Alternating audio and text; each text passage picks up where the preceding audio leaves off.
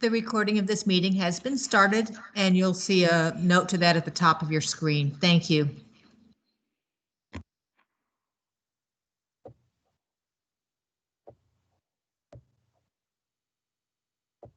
Teresa, shall we go ahead and begin?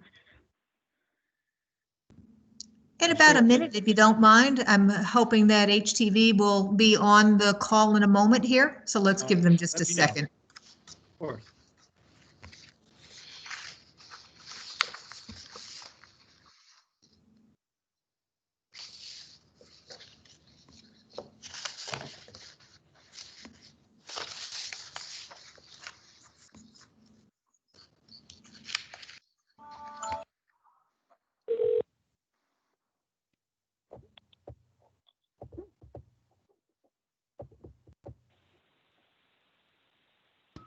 Okay. We're in a meeting now. I got to.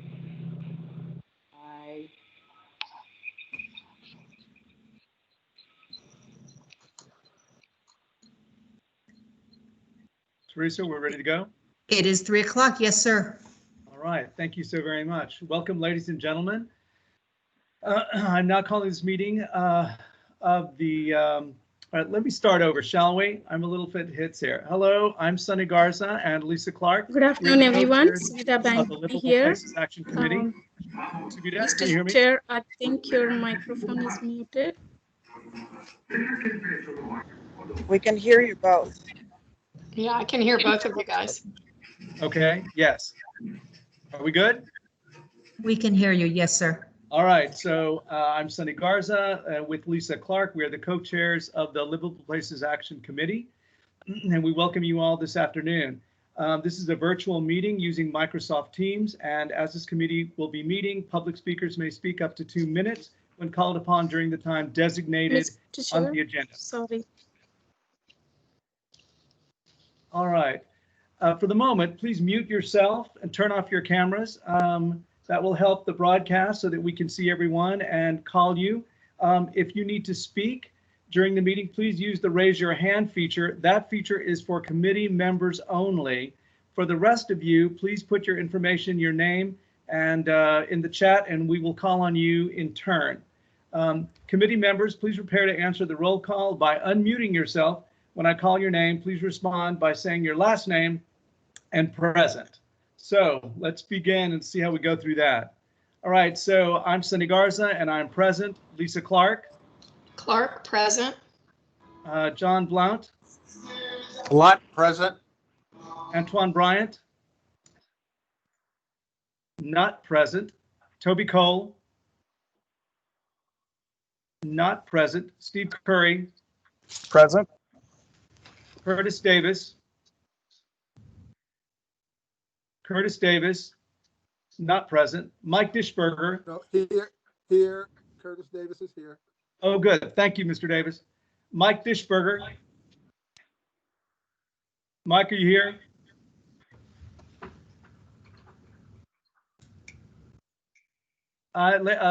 Mike, I'll call you again at the end. I can't hear you right now. Zion Escobar. Escobar, present. Thank you. Robert Federline. Not present. Peter Friedman. Present. Luis Guajardo. Present. Gwen Guidry. Gwen. Okay. Omar Isfar. Omar.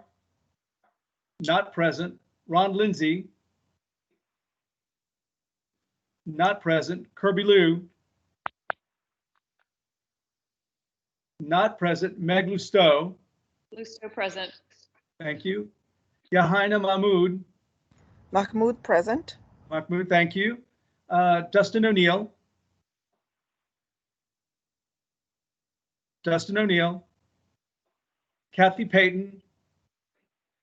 Peyton, present. Thank you. Meg Sigler.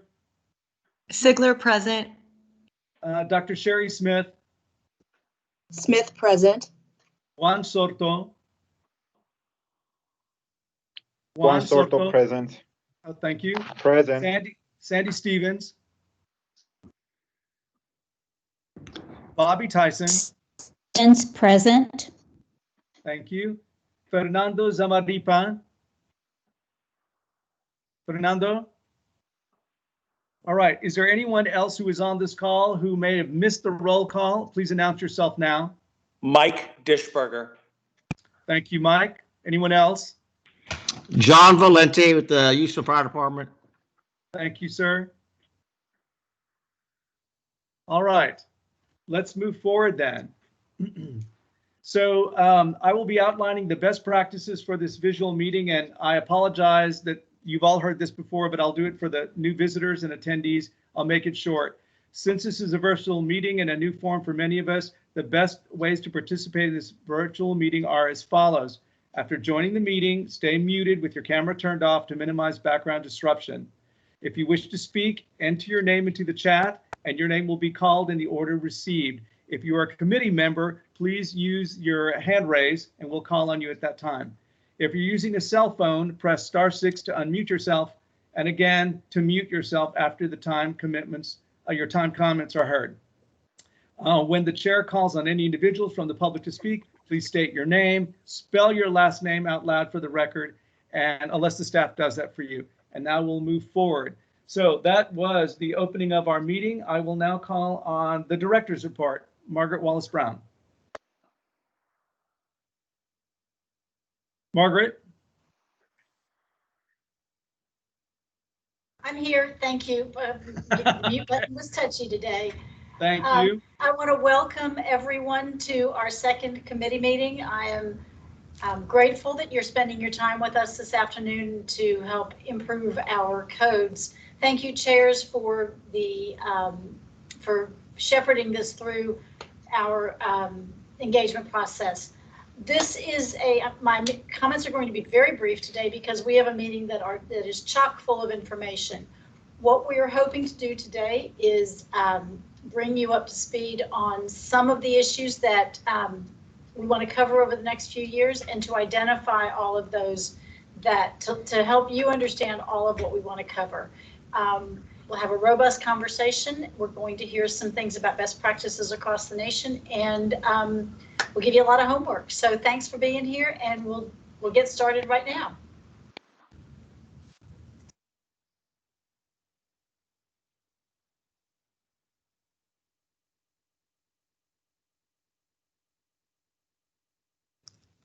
Mr. Chair, I'm sorry, I was muted. We'll now move on to agenda item number 3, identification of issues with Suvita Bandi. Thank you.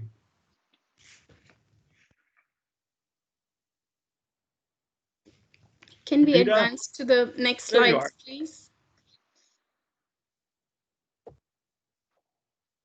Let me request control. I just requested control. Staff, can you please? Let me see if it's going to work. It's not, request control is not working. Next slide, please.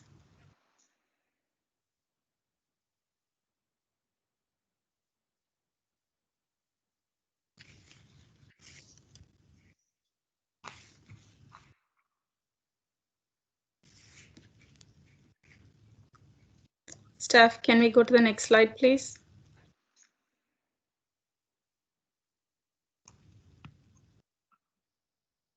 I think we have a technical glitch.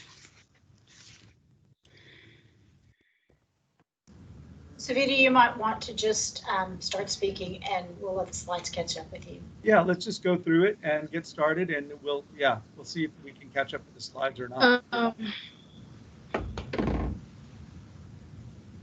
Here we go. There we go.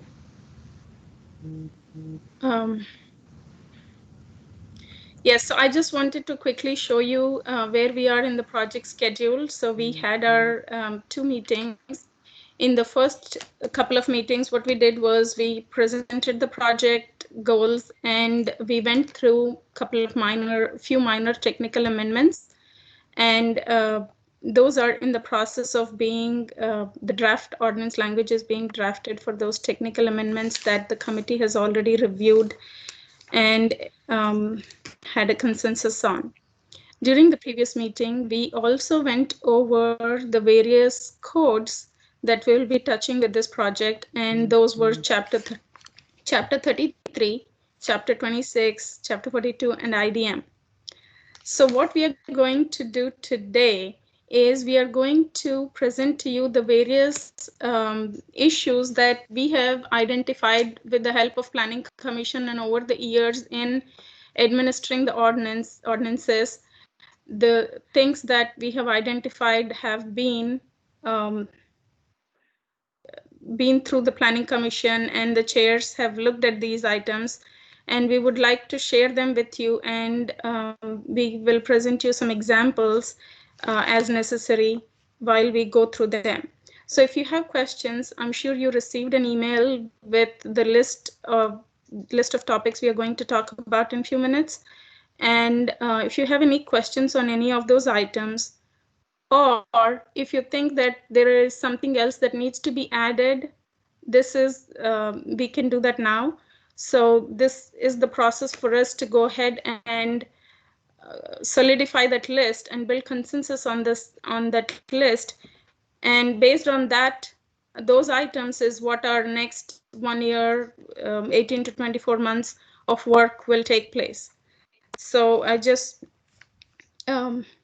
wanted all of you to know that we are going to go through the list.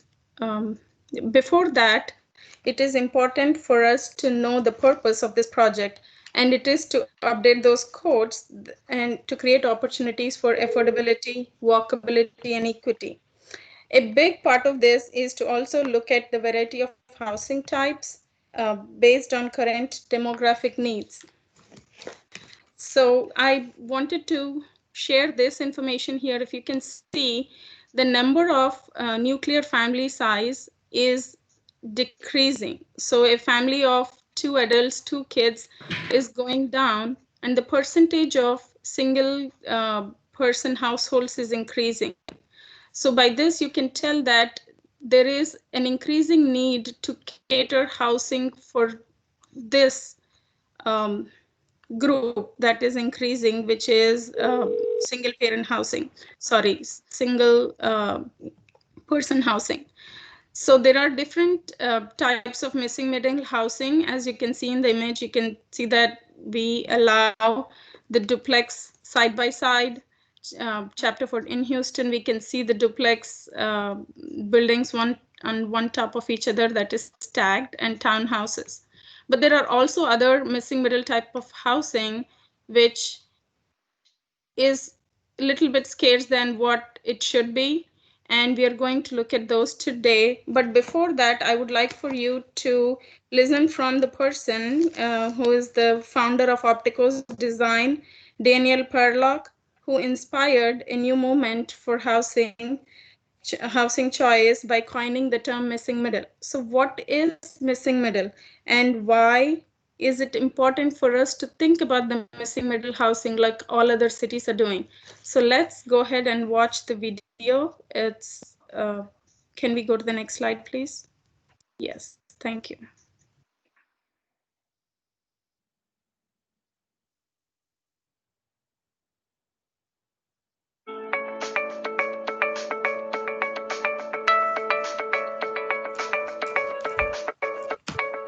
Hello and welcome. I'm Dan Parolic. I'm the principal of Opticos Design, and I'm going to present today the introduction to missing middle housing. So missing middle housing primarily relates to a range of housing types, including the duplex, the fourplex, the cottage court, and the courtyard apartment that are scale buildings, more than 2 or 2.5 stories, the scale house that have existed historically in neighborhoods across the country prior to the 1940s.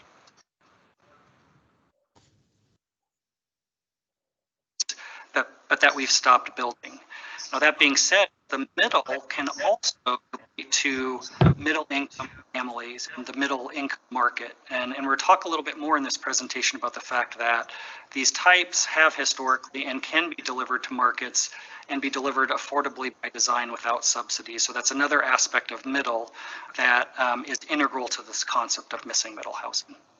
So why is this important for really every community across the country, regardless of whether it's in a rural context, an urban context, or a suburban setting, to be talking about missing middle housing? There's this tremendous mismatch between what the market is looking for and what we've been providing over the course of the last 20 to 30, even 40 years. So, right, there's this growing demand for walkability and livability. And so, first of all, up to 60% of the market that people out there looking to buy a home or even rent a place are looking for a walkable community. And this is really about every 5 years, these sorts of reports are updated, and we're seeing a real spike in this sort of demand for this walkable living. Second of all, the two biggest market segments, it's the millennials and the baby boomers, are really looking for this type of walkable living. 56% of millennials want to live in a walkable urban environment, and 46% of baby boomers want to live in a walkable urban environment. And so growing demand, and what the studies have shown is there's actually a really small supply of this type of living, and this is one of the reasons that housing prices, in particular in these walkable areas, have continued to grow and get really out of reach for a lot of people in those two market segments, as well as other buyers in the market. In addition, in terms of that walkability and that livability, even the office tenants, there's a 4-to-1 margin of office tenants that are looking to be in a walkable urban environment. And we're even seeing a big shift all across the country of businesses moving from a more suburban office location into a downtown, or into even to a small downtown. And that is also an attraction for employee retention and actually drawing employees to work for their community. So the second reason that this is a really important conversation for communities across the country to be having is a dramatic shift in household demographics that have happened over the course of the last 20 to 30 years, but we're really seeing the influence of this more specifically sort of post-recession since 2008, 2010. And so just some general statistics that even every time I present this, I've presented this a lot of different times, these numbers are pretty shocking to me, and this is just information from the US Census, that 30% of households in any community across the country are single person households. And so I ask the question whenever I'm working or speaking in a community is, do you think that 30% of the houses that have been built or are provided within your community are specifically designed or built to meet the needs of that particular sort of segment of 30% of your households that are of one person? And the answer to that question is really no. No community's really kept up with this shift. Then another pretty staggering statistic also from the US Census is that by 2025, 75 to 85% of households will not have children. And so this, what this starts to say is this nuclear family from the 1950s and 60s with a mom and a dad and 3 or 4 kids and a dog is really not the typical household. And so the demographics are shifting. This shift from households that will not have children just makes us realize that we need to be thinking very differently about the types of housing that we need to be providing in markets. So a couple of pretty staggering statistics, and then this is from ARP, some of the statistics that currently by 2030, 1 of every 5 will be over 65 years old. So, right, I think this is a great reason that the ARP's work in livability and the livability index is really important for communities to take advantage of and be thinking about how they are going to prepare their communities, and more specifically for this conversation, the delivery of housing that's going to accommodate that aging population that's happening very quickly and very rapidly. So we're also seeing once again, in communities large and small, very rural locations, urban locations, of the discussion about the need for more affordable housing choices. And this was affordability was a conversation 10 years ago that was mostly happening for the big cities, in New York City, San Francisco, or Chicago. But now this is a conversation that's really happening everywhere in terms of impact of increased construction costs, materials costs, labor costs, entitlement costs, have really gotten to the point where even the smallest of rural communities are struggling with delivering affordable household choices. And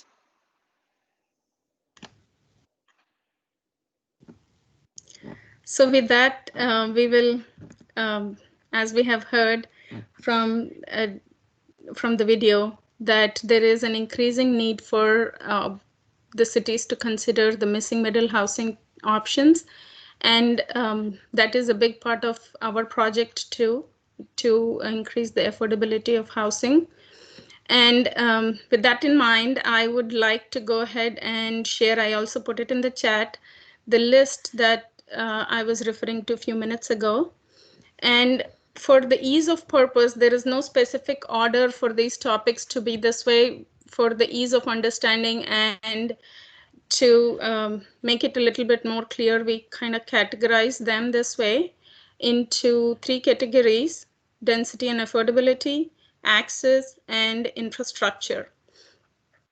So I would like to go ahead and get to the next slide and talk about each one of them. I'll stop in between, but if you do have questions, please go ahead and ask those questions. The goal of today's meeting, like I said before, is to go through these topics, take a look at them, understand them, and agree that these are all the things that we would like to address. And if there is anything that's not here and you think it should be on there, committee members, please go ahead and let me know, and we will discuss that. Savita, may I interrupt for one quick second, please? This is Director Wallace Brown. Yes, please. I would like to announce that Councilmember Sally Alcorn is in the audience with us today. She has joined us. Members of her staff are here, as well as the council members. So I just want to welcome her today and thank her for being with us. Thank you so much, Director. Appreciate it. Thank you for joining us. Go ahead, Suvita. Thank you. So to start, the single family residential lot, as we all know, the size of single family residential lot in the city is 3,500 square feet, and in the ETJ, it is 500 square feet. Required frontage is 20 feet. So these are all minimum standards, and the back lot or the secondary unit size, the maximum size of it can be 900 square feet. Now, looking at this, the question that comes to my mind is, why is it 900? Is that adequate size to house a nuclear family with 2 adults and 2 kids? So that is something we would like to address with this committee, because a duplex with attached units can be any size, but a detached unit has a limitation of 900 square feet. On an other note, also, if we are thinking about single person households, then is there an opportunity for us to allow more than 1 dwelling units, secondary dwelling units, or also referred to as accessory dwelling units in the back?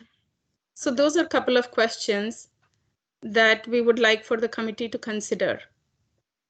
Also, I would like to point out that it's not just about owning a lot. We also have to look at options where people can rent. And that is also a means for additional income for some families, and it could support them in a situation when there is a need. So that is also something that we have to keep in mind, because as the family grows and goes through different phases, from a student life to a couple and then having kids, the household and the size of the household is changing, and also the need of the family is changing. And if there is an opportunity to be able to quickly make housing available for that, I think that will be very good option. So here is an example of a housing, of a project that we considered, Planning Commission considered, where the main structure, the main single family housing is there, and then the secondary dwelling unit was proposed to be larger than 900 square feet. So this is something we would like to consider. Next slide, please.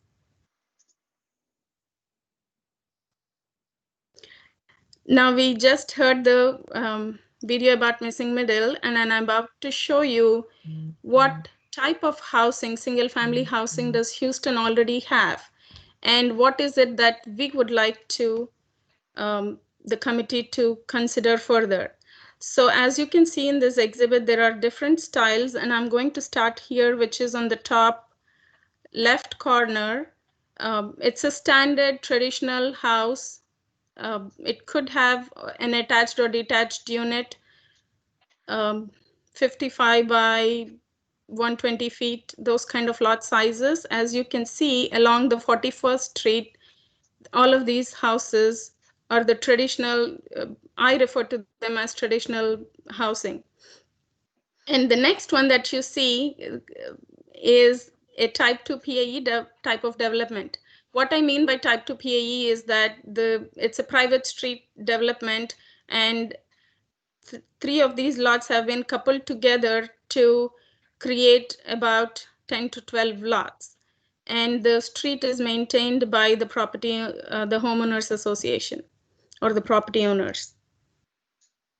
To the left, all the way to the right corner, you will see a development where two lots have been combined, or two half lots have been combined to create a shared driveway development with 6 lots. Again, in the shared driveway development, the shared driveway is commonly maintained by the property owners. Now to the south corner on the right side, you will see a 1017 development where one lot has been split with both the lots having frontage along the public street. Generally it is referred to as the 1017 because the 10 feet is the building line and the 17 feet is the garage building line. And in the middle, you will see this is a development where the property was subdivided into multiple lots. However, they provided a shared driveway in the back to have the garage entry from the back. So in this case, the driveway is acting almost like an alley and providing access, vehicular access to the garages, and the front of the lots is not interrupted. Which makes the street more safer. And the image to the corner, to the leftmost corner, is a flag lot design where 2 lots have been subdivided into 4 lots with the flag staff, and all of the properties, all of the 4 lots are taking access from the staff. And the last one, which is one single, when I refer to as one traditional lot, that traditional lot has been divided into 3 single family individual lots, still big enough to have frontage along the public street and good enough size to have a secondary unit in the back. So the one lot has been divided into 3 lots. So these are various type of residential, single family residential housing that is already available in Houston. Through the codes, all of these are available, can be done. Can we move to the next slide, please? Ms. Savita, I'm going to interrupt one more time, if you don't mind. This is Director Wallace Brown again.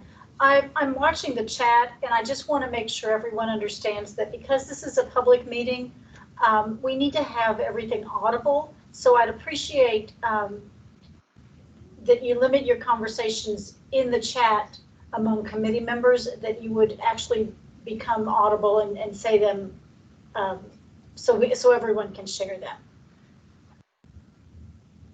Thank you, Director. I'm about to open for questions in just a few minutes. This is a visual to show how a 1017 development with narrow front loading lots looks, and how the street is interrupted with driveways, and that can cause some concerns and public safety issues when it comes to the pedestrians. And then on the other side, you can see a shared driveway development where the access is coming from the side or the back, and the front of the street is having pedestrian connections to the street, and the sidewalk is not interrupted. There is more room for on-street parking, and the appeal of the street is much safer. And there is ice on the street also for safety, public safety reasons, that is also an important aspect of walkability. Can we go to the next slide, please?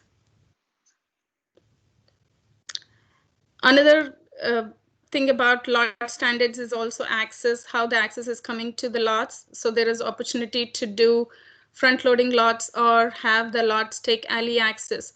So one of the questions we would like to pose is, when the properties are getting subdivided, is it possible to encourage, and how is it possible to encourage access coming from the rear through an alley or through shared driveway? What kind of incentives can we think about to encourage these kind of alley or shared driveway developments? Next slide, please. So these are the different issues that we have identified while going through these lot standards, and I would encourage for all of you committee members to pitch in if you think there is something that needs to be added. Size of detached secondary unit, missing middle housing types like the triplex and fourplexes, which I'm going to talk about in the next slides. Minimum lot size, is the minimum lot size fee simple lot promoting the smaller units? Lot standards, what kind of frontage, width, and lot sizes are the right requirements? And vehicular access to lots. So these are the things that we have identified for single family residential lots. And I'm open for questions and discussion. Thank you, Savita. All right, so ladies and gentlemen, Savita, before we move forward, I know you wanted to open this up for questions. How many more topics we're going to be discussing today? 5 more, I think. Okay, all right. So if we're going to be discussing those and we want to get this done in a timely manner, I wanted to, what I thought we would do is right now, I see some questions in the chat.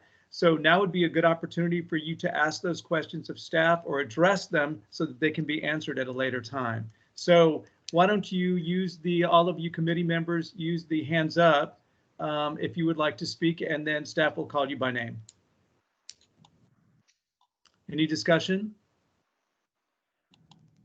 All right, well, Savita, let me throw out one thing that I will say, which is, we've been discussing for years that the multiple driveways have become a real hindrance and a real problem.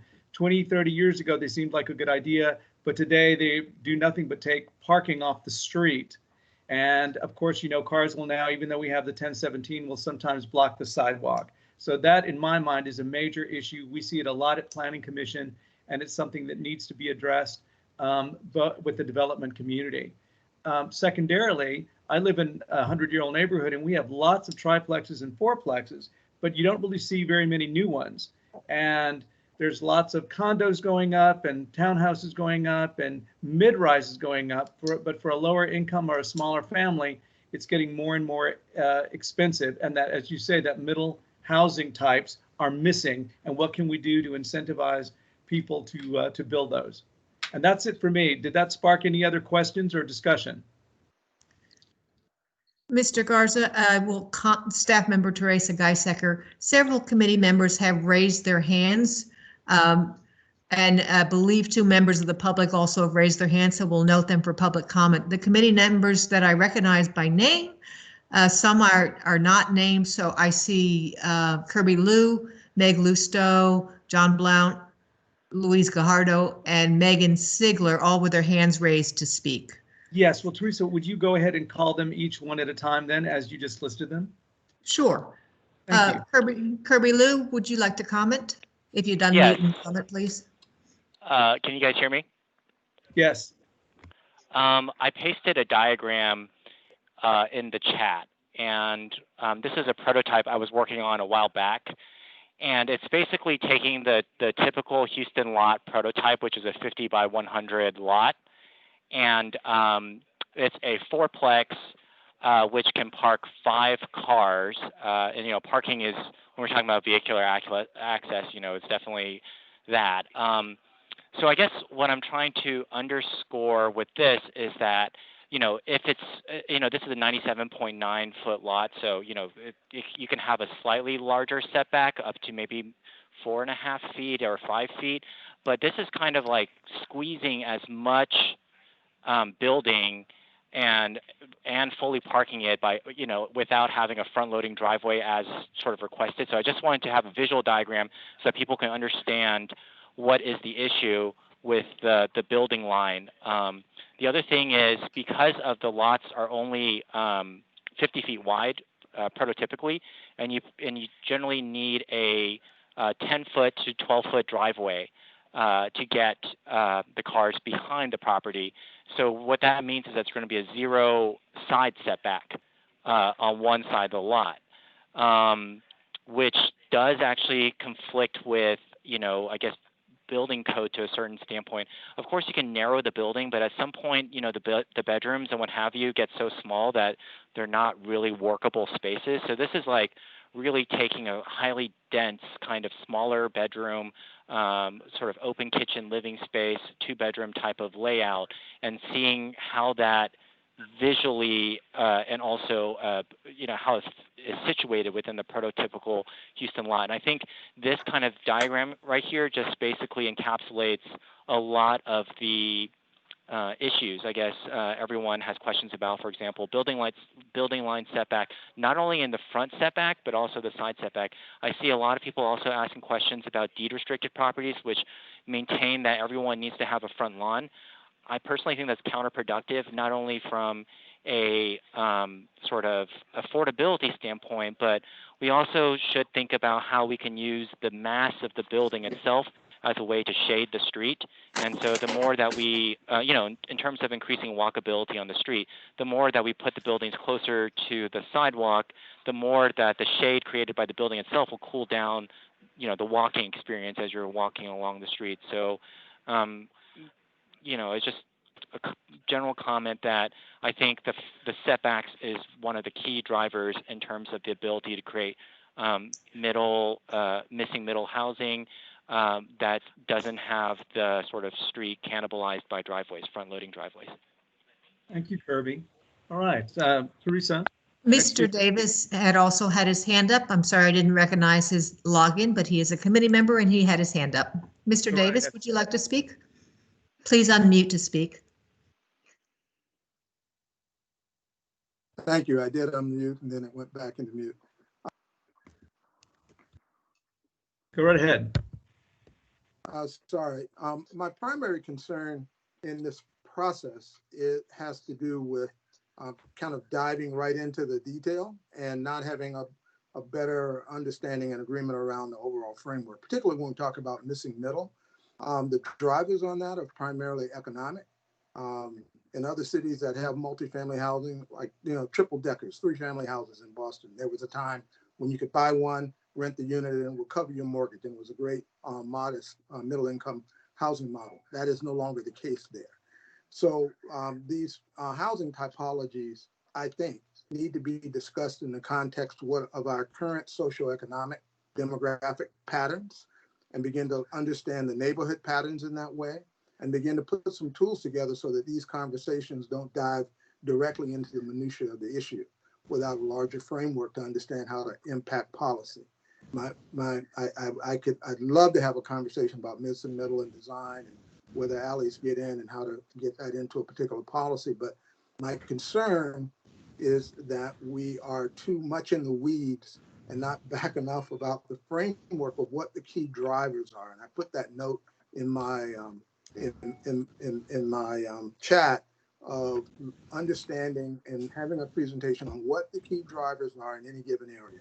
When you're looking at the 3rd ward, when property values are going up, and you look at a parcel about, subdividing a parcel, if you look at the patterns of what the plat requests are right now, that tells you something. It tells you something else in the 5th ward. It might tell you something else in other neighborhoods, to understand what the drivers are so that we can begin to say what are the proper levers that we might use from a policy point of view to promote a particular desired outcome.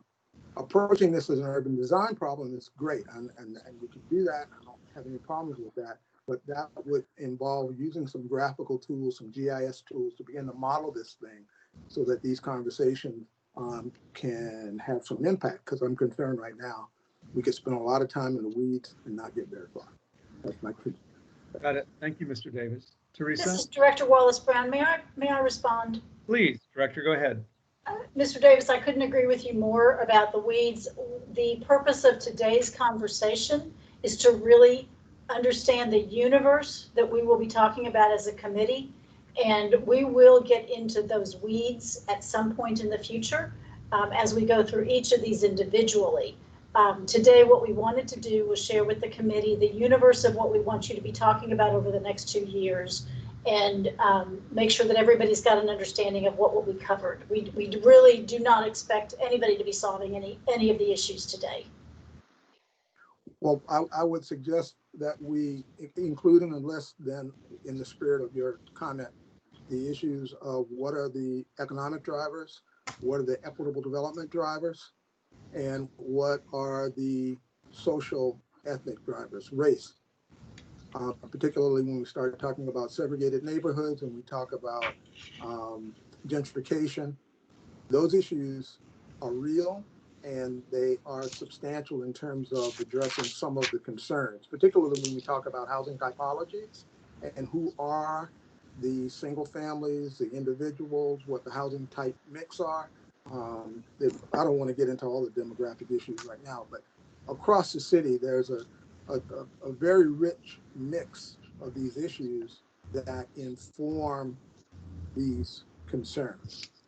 And topically, they should be part of the conversation so that we can look at the city from a typological point of view, both in terms of architecture and in terms of socioeconomic patterns, and begin to overlay that in terms of the physical fabric. Because I think we'll see impacts in relationships between the physical fabric, social patterns, as well as the economic patterns. Agreed, sir. Absolutely. We'll be going there, just not today. So thank you. Yeah. Okay. But just add that to the list of the topical. Will do. Thank you. Teresa? Mr. Chair, you have 4 more committee members to speak. Meg Lustow is next, followed by John Blount, and then we also have Houston Public Works, Brian Alcott, who would like to speak as well. All right. Mr. Stowe, go right ahead. Sure, thank you so much. I agree with everything Mr. Davis said. My comments, though, have more to do with what Mr. Liu said earlier about parking and the profound impact that it has on development patterns here in Houston. We're talking about livable places and walkability. And I know I'm preaching to the choir here, but these front-loading townhouses create a pedestrian environment that's incredibly hostile. Even when cars aren't blocking them physically, it's still just not something that's very hospitable and not enjoyable as a pedestrian experience. So I was just wondering how seriously are we considering, or can we consider altering the parking requirements for residential development? I know Row House CDC, where I work, is developing some duplexes with ADUs in the rear.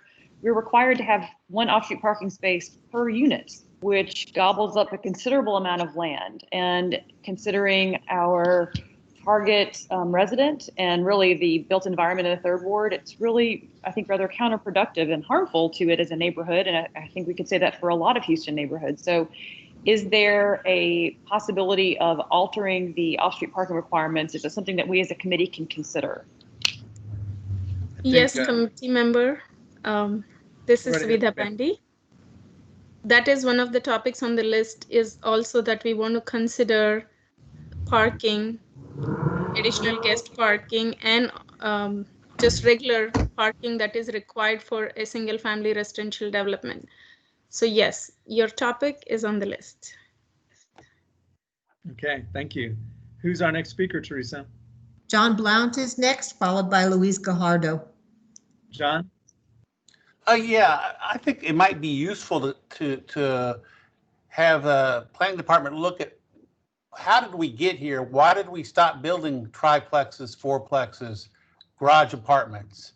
How did we get to the lot size we require now? How come there are no more, in the old days, there were a lot of public alleys. And why do we decide that was a bad idea?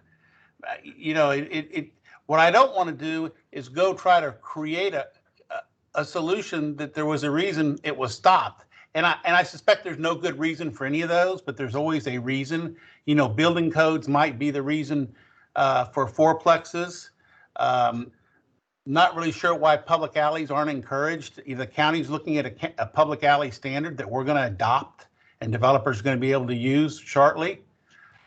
Because the front loading of houses, especially on these small 25-foot lots, is just awful. It creates a huge problem for walkability. It creates a safety problem, and we're going to try to find a solution around that. But I'm just thinking maybe we go back and look at a little history to figure out how we got here.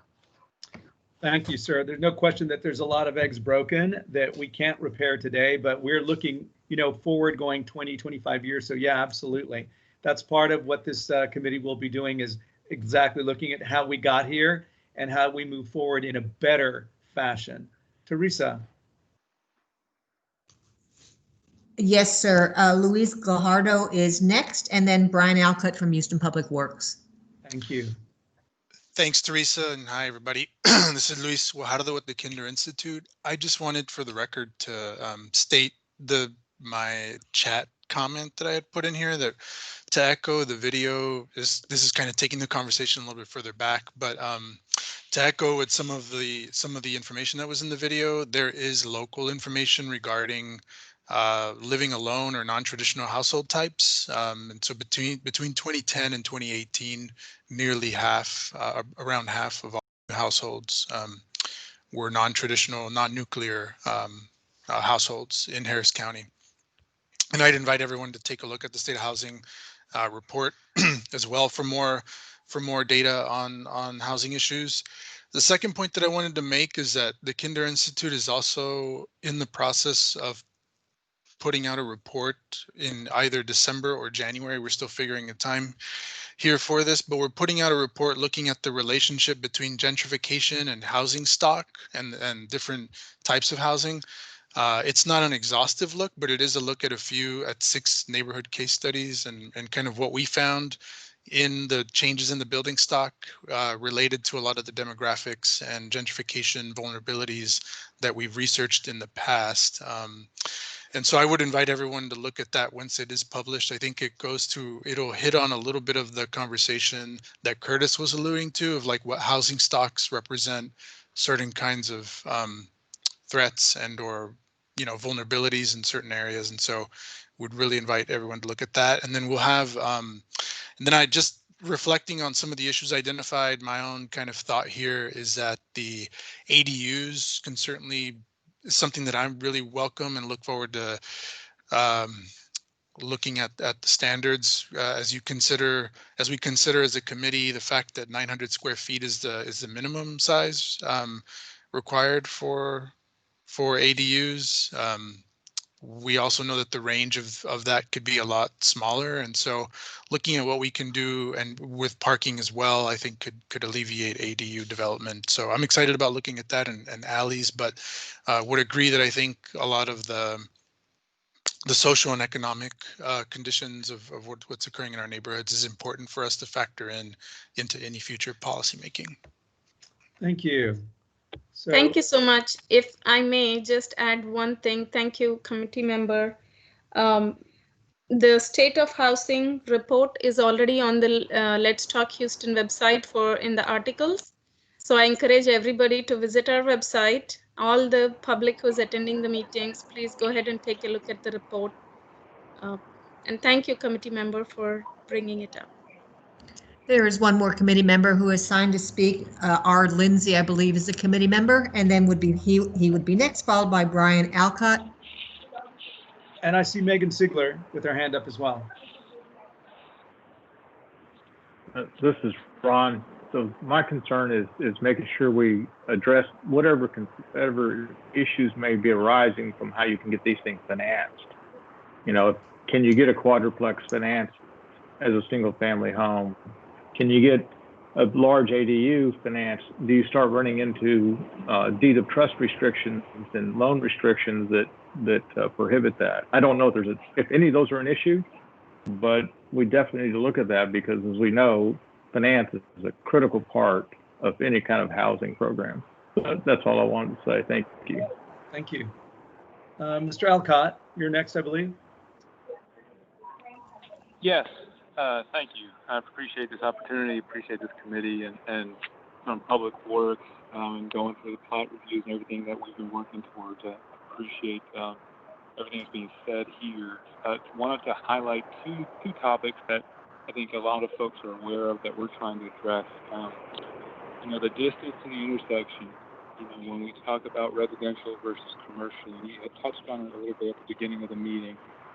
At some point, and we all want the same thing. We want to build these things safely. We want vehicles to exit onto our streets safely, not necessarily have to cross a lane of traffic or making a left-hand turn so close to the intersection.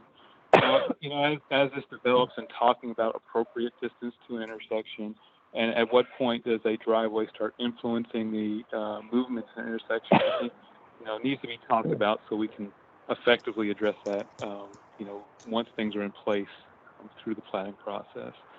And I kind of wanted to touch on the public alleys comments as well, because as a department and anybody who deals with alleys in the city, currently existing alleys, know that there are struggles with existing alleys as far as ownership, maintenance, and things of this nature. So I just kind of wanted to highlight the fact that, the struggle with current alleys is really a struggle over ownership. Who owns it, who maintains it. And so when you talk about public alleys, Houston Public Works does not have interest in maintaining alleys. But they do have interest in, making sure ownership is identified early on of who is going to maintain that. And the term public alleys sometimes leads to a lot of misconception, because there's a lot of public alleys that are out there that the city does not own and maintain, but they are the right of the public. And so there's some misconceptions that are out there, and as we go through this process and the emphasis on alleys, I think as long as that's addressed appropriately moving forward, I think those things could be developed cleanly as long as ownership is identified early on. So that's all I had to point out. Okay. Thank you, Mr. Alcott. Both the things that you identified are already in the list. Thank you. Megan Ziegler, Commissioner Ziegler, are you still here? Yes, and really, my question was really regarding expectations and the process for today, and Director Wallace-Brown explained it well, so I'm fine. Okay. Thank you. All right, thank you. I believe that's all our speakers. Did I miss anyone? That's all the hands raised of committee members. We have Randy Baxley, who would like to speak under public comment, and Peter Friedman has just raised his hand now. All right, Mr. Friedman, go right ahead. Thank you, sir. One thing I just wanted to bring up was a lot of these things we're talking about are kind of related to new construction.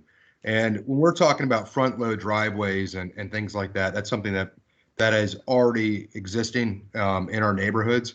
And if you're approaching that as a walkability standard, you really got to look at the actual right of ways. And specifically, I'm thinking of open ditch and areas that make it inconvenient to be able to move from a sidewalk out onto the street and so on. I know in our neighborhood, that's a big issue for many reasons, but as we approach and look at new construction standards, possibly maybe we can examine right-of-way improvements for existing homes or neighborhoods that have those type of issues already in place. Okay. Thank you. Great. Thank you all. All right, Savita, let's go ahead and move forward if we can. Thank you. Can we go to the next slide, please? And because we covered a lot already, it's going to be faster. Oh, good. So here is a multifamily development, an example where you can, in the image, you can see that there is a traditional single family home highlighted, traditional single family lot highlighted in yellow with already having 2 structures.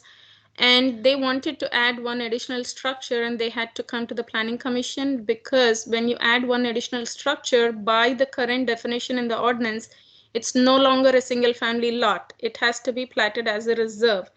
And the reserve standards, there are certain requirements with respect to the frontage of the reserve, the size of the reserve, and on what width of right of way is the reserve fronting. So in this particular case, the lot was only 45 feet wide and they had to request a variance for that reason, that it doesn't comply with the reserve standards right now.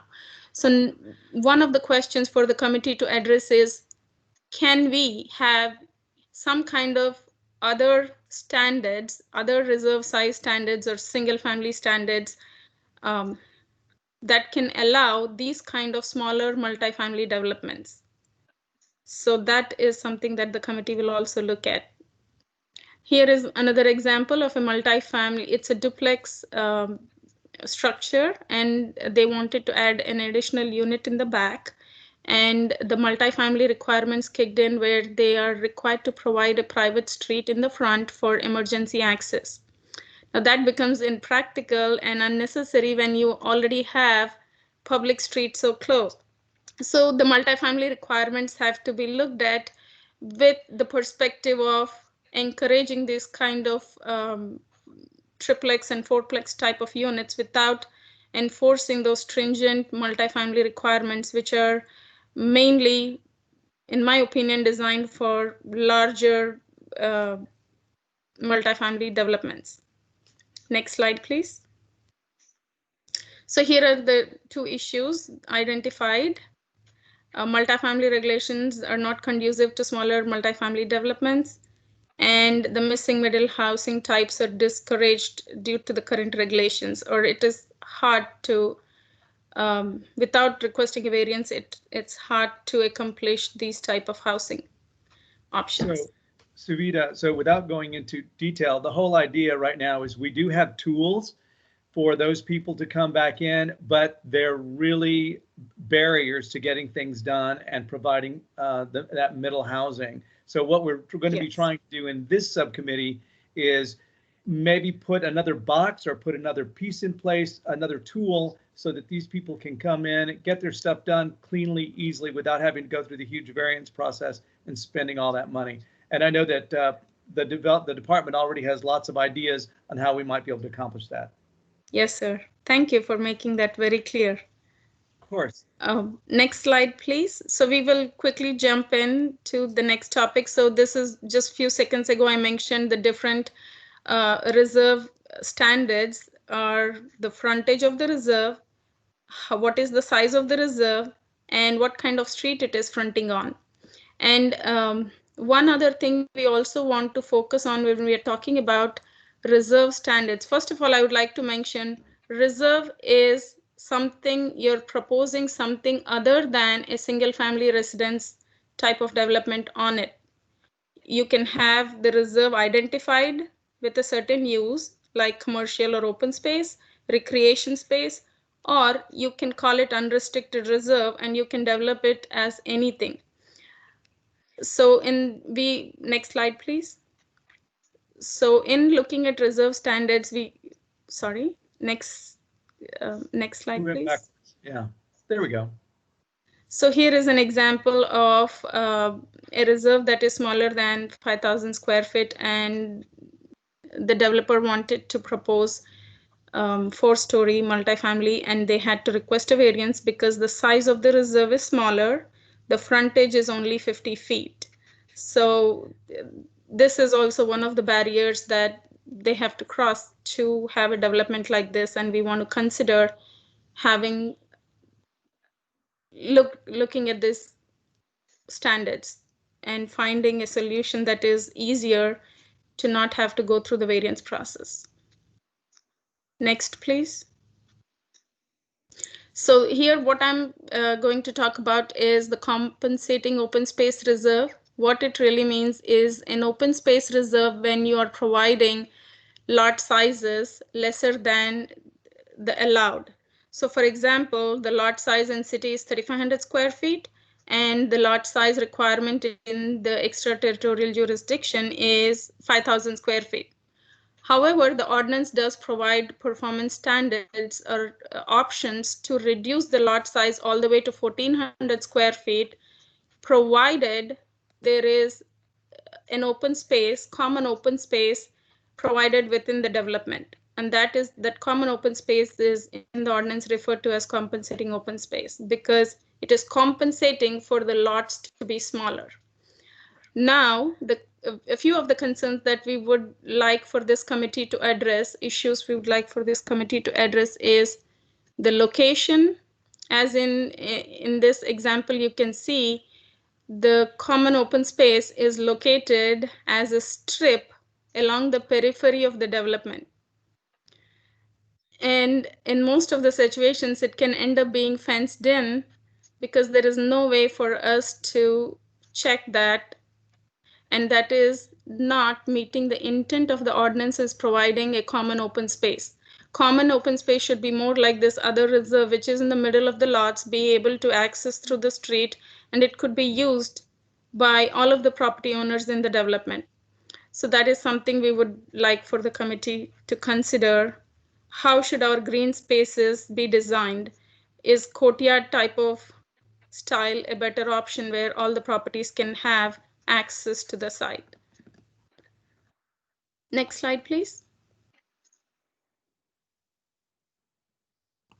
So these are different things we have identified for the reserves, like we mentioned, frontage, depth of the reserve, multifamily, for smaller multifamily units, what should be the size requirements, and access to the compensating or common open spaces.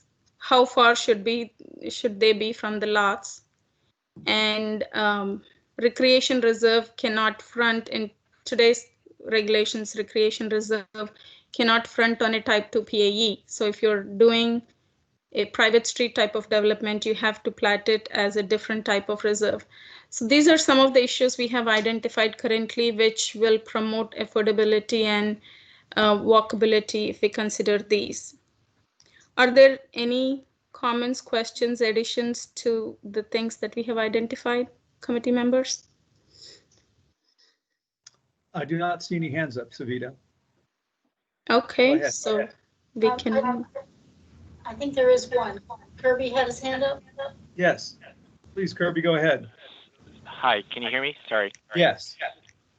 I guess the question I have about the diagram above about compensating green space is that it sort of is showing almost a suburban style development where it's a larger subdivision where it assumes the developer has the ability to plan for a larger community green space. But especially if we're talking about the dense urban core, these are sort of scattered lots, single lots. So if you're doing sort of a family, it's harder to understand how this could, how they could plan for things like common access open space. And I was wondering if there might be some sort of alternative mechanism. For example, the developer may contribute some sort of development fee that goes toward maintenance of public parks or public land inside the urban core. Savita, do you want to answer that right now? Just touch on it. Yes, the one thing I wanted to mention is currently the ordinance already has parks requirements, and the the developers have the opportunity to pay into parks or provide parks space as private parks on the property. But this compensating open space is different from the parks requirements. This is for somebody to reduce the lot size from 3,500 to further smaller, which is 1,400. So generally what happens is within the city limits, mostly in the urban core, what we have seen is there is another set of performance standards for 27 dwelling units per acre with 60% lot coverage and 150 square foot of permeable area for each lot. So majority of the developments within the code will use the density requirements versus going for the compensating open space requirement. However, we do have a lot of developments which also opt into the compensating open space. And we have noticed that this periphery and the compensating open space not being very usable has been an issue, and we would like to address that. But your point is noted. Thank you.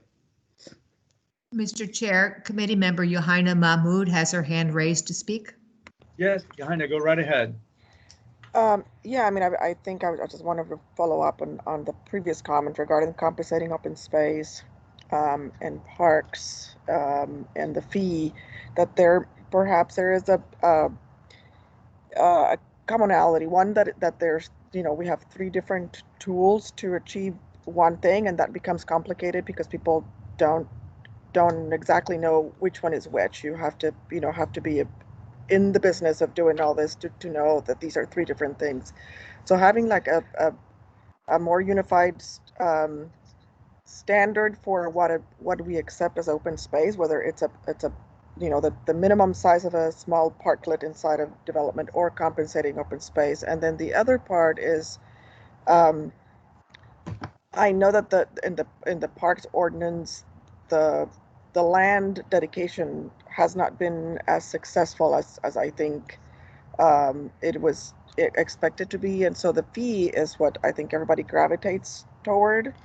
And I wonder if there is a way to incentivize that more by providing credit on the compensating open space, not to dilute the parks ordinance, but maybe to just sort of think a little bit outside the box on how we can sort of put these things together, because we're not getting the land dedication in the urban core for the parks that we need, really. And so sort of trying to look at those tools in a different way and maybe try to consolidate or think of those in a different way. Right. Thank you. Appreciate that. Teresa, anyone else? No committee members, sir. All right. And for those of you who have your hand raised, make sure you put your information in the chat, your name and your comment, and we will be called on during public comment. All right. Savita, go right ahead. Oh, thank you. Can we go to the next slide, please? And we are going to touch upon the buffering ordinance, which allows or which provides for an opportunity to have a certain amount of buffer between high-rise structures and the single-family residential development. We are aware of some of the concerns that was brought up, and we would like to address some of those concerns with this portion of the topic. The next slide is the conservation districts. So there are some areas with historic nature or some ethos to the area that is hard hit. Those areas are hard hit by redevelopment, and we want to provide some newer tools for the neighborhoods, the older traditional unprotected neighborhoods, to be able to opt into the newer tools to protect the neighborhood character. And the conservation districts focus group is working on it. I would like to also at this moment mention that the next conservation district focus group meeting is on November 23rd at 10:30 a.m. to 12 noon. And we will post the information of the meeting link for public to listen in on our Livable Places website. With that, we can go to the next slide, please. And these are the 2 topics we just mentioned that we would like to look at: the impact of dense development on residential neighborhoods and preserving the neighborhood character. Any questions, or we can move on? I don't see any. Let's go ahead and move on. Okay, next slide I think is about parking. So we already talked about parking. So we do want to address, the first question is, do we need 2 2-car garages for every single family unit?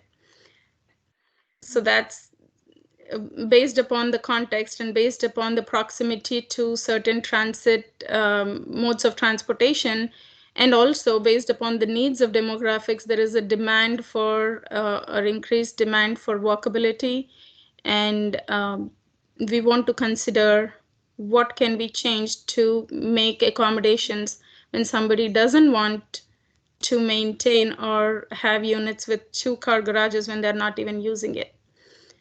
Next slide, please. there is a provision in the ordinance that any developments within the city that provide for shared driveway or type 2, private street developments, for every 6 units, there is an additional guest parking space required. We want to look at this requirement. Is 6 adequate? I mean, 1 parking space for 6 adequate? And also, as you can see in these 2 examples, you see that the first example to the left, it has 2 shared driveways and there is 1 parking space along the longer shared driveway. However, the other shared driveway is no way connected to the other one. So if somebody has to visit this other lot and they're looking for parking, there is no connection. So maybe we should think about pedestrian connections when we talk about shared driveways.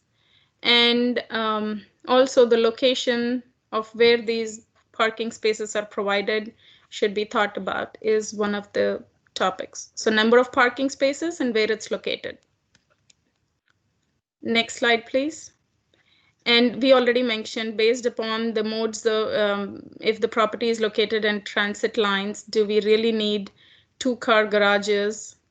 Do we need those additional parking spaces for every single unit? So we need to have certain context-based standards, is my opinion, and that is one of the topics. Next slide, please. So here are the different parking related items, issues that staff has identified. Any questions? No, at least not yet. Good job. So there's a lot for us to cover. And as it happened, I was part of that subcommittee on Chapter 26, and I can tell you the needs that we have seen. As soon as we were done rewriting that ordinance, it was already old, right, Savita? The moment we finished it and got it approved, it was already old. So it is time to go back and take a second look at that and see if we need more, potentially less, but location, so on and so forth. So I don't see any speakers. Mr. Chair, Curtis Davis, committee member, does have his hand raised. Mr. Davis, go right ahead, sir. Just a quick question on the parking in terms of allowing for parking in nearby facilities to be designated for a particular development would be something to discuss. That is, if there's a garage nearby and the developer can make arrangements long-term and that provide the parking requirement, those kinds of conversations. I do know that we do that on a commercial basis. I don't know that we do that for single family. I don't think we do. No, we don't. And that's a great idea. Thank you for bringing it up. It's something that we should look at. Great. Thank you. Anyone else? All right, then. I see no more questions.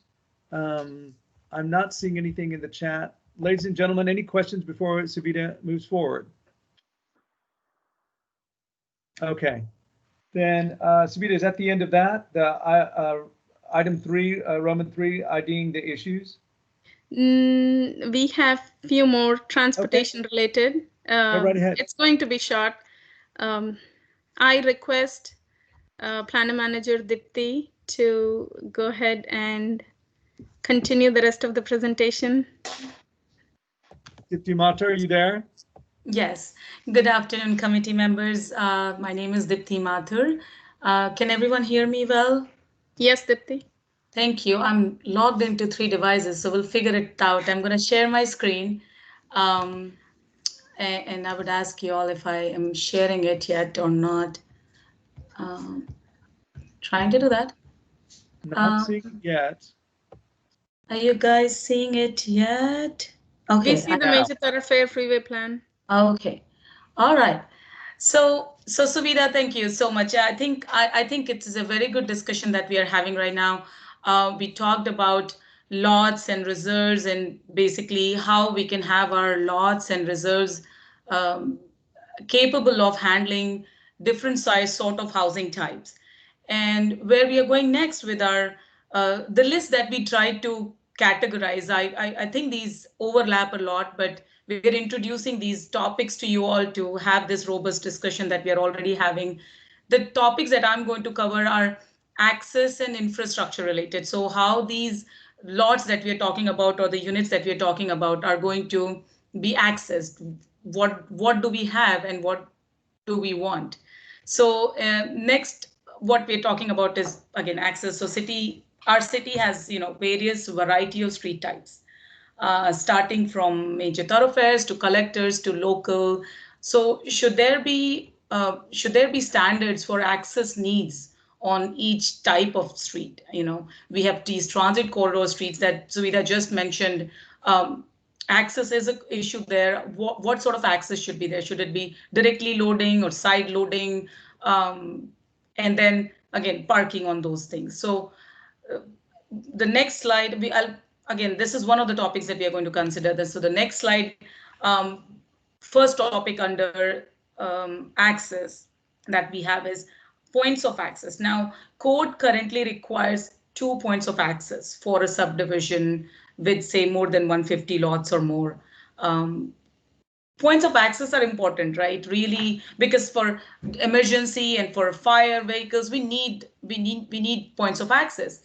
But we should look into it that if 150 is the right number, should it be more? Should it be less? Is this the right number? Should there be a cumulative requirement as the number of lots increase?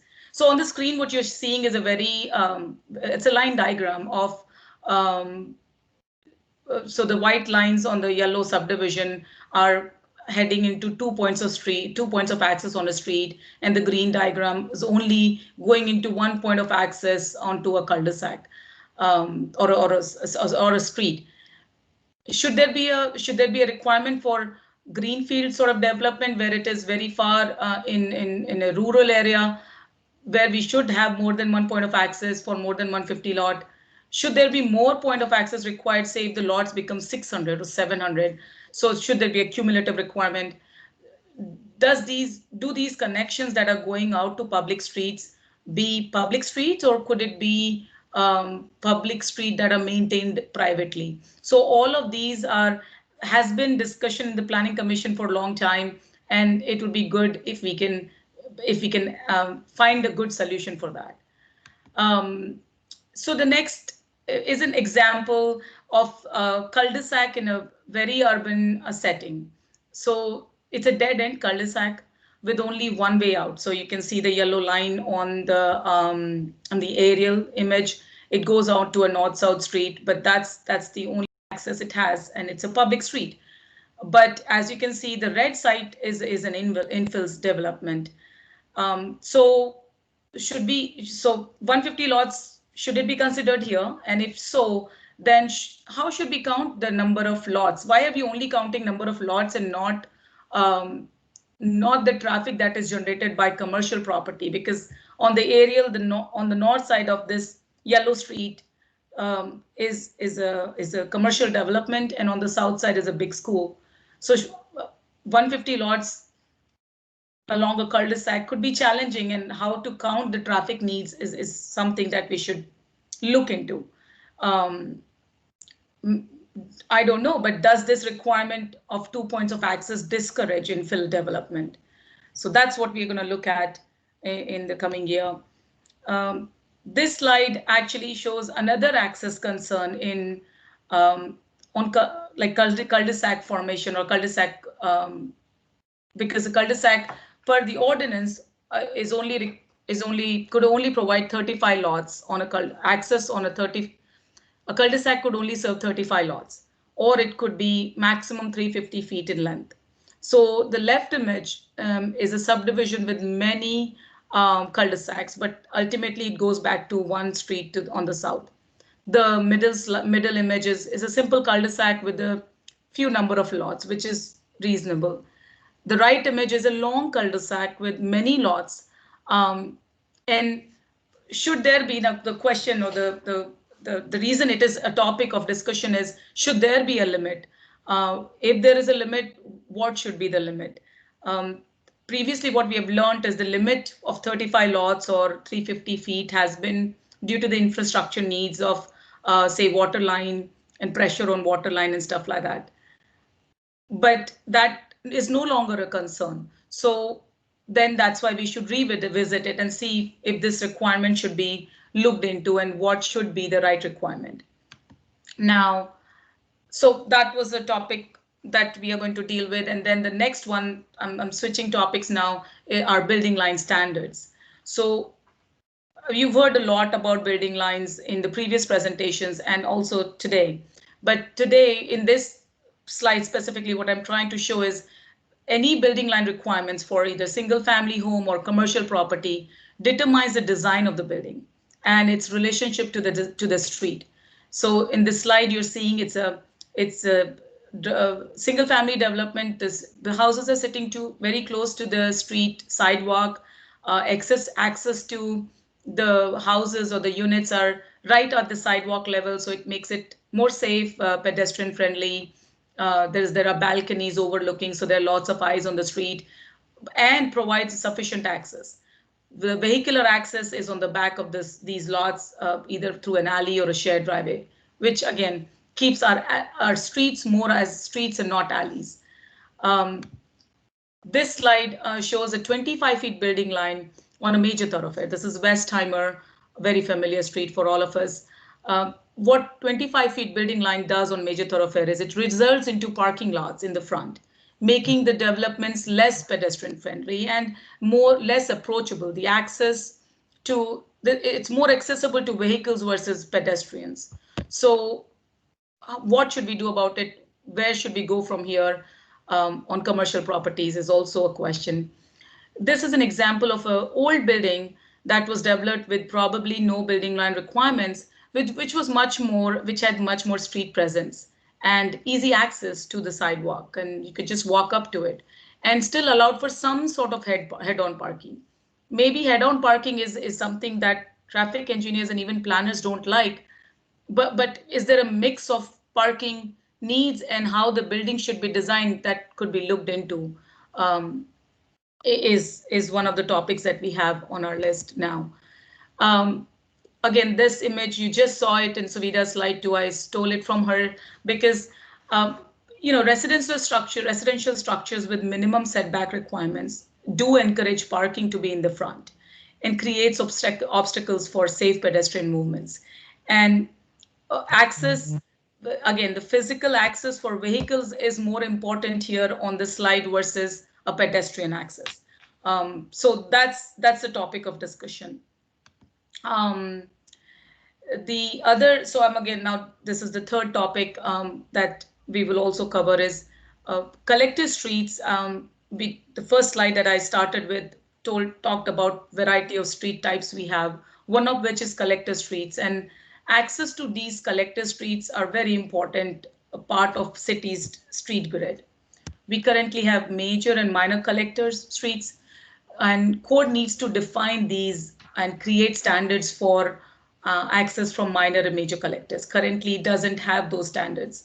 Should lots be taking direct access from minor collectors? Maybe it is okay in some instances, but cars backing out onto major thoroughfares or major collectors could be dangerous in some scenarios. So it's worth spending some time looking into our street type and figuring out how the access should come from these sort of streets. And then there were recent amendments to our major thoroughfare freeway plan, which included more information on collector streets, and we should align the major thoroughfare freeway plan with our ordinance regarding the right-of-way widths and access and intersection spacings and all of those things. So we'll be talking about collector streets a lot also during our time as a committee. Collector streets, are defined in the code, but their intersection spacing requirements are very unclear. Minor collectors with lots taking direct vehicular access in a single family subdivision, such as the one on the screen, is probably good because it allows for people to slow down and discourages cut through traffic. But the similar thing going on in an urban area may not be the best scenario to have direct access on a major or a minor collector. So we should look into it to see if there should be requirements or what should be those requirements. This is just a simple slide showing that the intersection spacing along Collector Street is also not very clear. A major thoroughfare is clearly defined to have intersection spacing every 2,600 feet at least. And for on local streets, it's 1,400 feet. Every 1,400 feet, there should be an intersection. But for collector streets, it's not very well defined. So we would like to have that as a topic for discussion. And then the other topic that we have on our list is the loading berth requirements. The picture on this screen is an apartment building in Midtown. And as you can see, it's the same apartment complex on both the sides of public streets, a public street. The Chapter 26, which is our parking code, requires loading berth currently to be on both the sides of the building. So is that the right and best use of the property? Is that what we want? Should streets be able to handle some sort of loading and unloading depending on what size of apartment multifamily we are talking about? So that is something that we would like to look at. I do have a wrap up, but at the end of my presentation, so I think I'm going to stop here and see if there are questions because I'm switching topics from access to infrastructure now. So are there any questions? Right. Anyone? Questions? Identify yourself. Go ahead. This is Johanna Mahmoud with Metro. Thank you, Dipti, for that presentation. I wanted to add one item when we're considering the classification of the streets and the context of them where there is transit available. And it's sort of like expanding upon a little bit of what Suvidar was saying, like, how do we start looking at the streets based on their use and then the proximity of housing and parking standards to transit. There are, in general, our routes stay very much within the same streets. So most of them are in major thoroughfares. So we do have changes of service and maybe some stops that move here and there every year, but it's not major route changes. There might be some extensions and things like that. But in general, we sort of can rely on the routes being on those same major thoroughfares or collector streets. And so I think that sort of looking at that sensitivity, but also again, adding the fact that there might be transit in those streets to help us set up maybe a framework as well. So it's just a suggestion to think through that as well. And I think there was an attempt of doing that. There is some graphics on Chapter 17 of the IDM that attempted to talk about that. We also, and I know that with the mobility studies, that's also some consideration that is being spoken to, but I think that trying to be a little bit more overt and really putting transit as one of our main drivers for some of these conversations regarding parking, lot size, accessibility, et cetera, I think would be beneficial. Okay, thank you, Johanna. Mr. Davis, is your hand raised? Yes. Go right ahead, sir. Just a quick point as we come to the discussion about the collector streets and the provisions around that, it would be helpful to take a few examples and understand the dynamics of the level of service at key intersections that are signalized, that are in that particular network at peak traffic time, so that an intersection that serves one density that has a good level of service, that is, you don't have to wait more than one cycle of light at peak to get through the intersection, might have a very different qualitative impact than one that doesn't. And that varies across the city. And if we have that information available, again, I'm not sure what the traffic department has in terms of level of service for the types of intersections, how that might be codified, how that would be put in. It's a very dynamic issue, but a lot of that is driven by the complexity and density at peak travel times on key intersections that impact these collectors. And they're all part of the network, and they all have those impacts, and those impacts are all variable. All right, thank you. Anyone else? Okay, then. Let's go ahead and move forward, Dipti. All right. Thank you, committee members. I think those are very good comments, and we'll take those into consideration. So the next topic of discussion or topic that we have on our list is development and infrastructure needs. This is a short topic. We only have 2-3 slides, I think, but requirements and standards for utilities and basic services currently do conflict with our subdivision design standards, such as on this exhibit. If you on the picture, it's a all of these are shared driveway development with a very narrow public street, and you can see that the garbage cans are on the street and some are falling down on the ditch. Although it maintained a good pedestrian connection and sidewalk and connection to the street, you can also see that there are utilities, that these master water meters. All of these they don't have the room for that because the buildings are now so much closer to the public right of way. There is no room for putting these infrastructure needs such as master meters, water meters, and garbage collection, and solid waste has challenges with it. So that is something that we would look at also, of how we can make our ordinance better to solve these sort of situations. Similar example here that you can see how narrow the street width is, and the challenges for sort of solid waste pickup in these areas. This is a very different example from the previous dense development area. In this case, it's in the city, but it's an infill development in a very low density area where the lots were 4-acre, 5-acre lots, 10-acre lot, I think. And what should be the infrastructure requirements for these low density area, which is starting to see redevelopment into smaller and more denser lots? What sort of streets improvements should be considered to provide a street that is safe and a development that is safe and accessible for all? So currently there are no requirements. So the street here in this case is street paving itself is 12 to 13 feet, open ditch. And if you're putting 300, 400 lots in this block, how are the infrastructure needs going to be met? So we'll look into those kind of. With that, this is a recap of all the topics we just quickly introduced to you.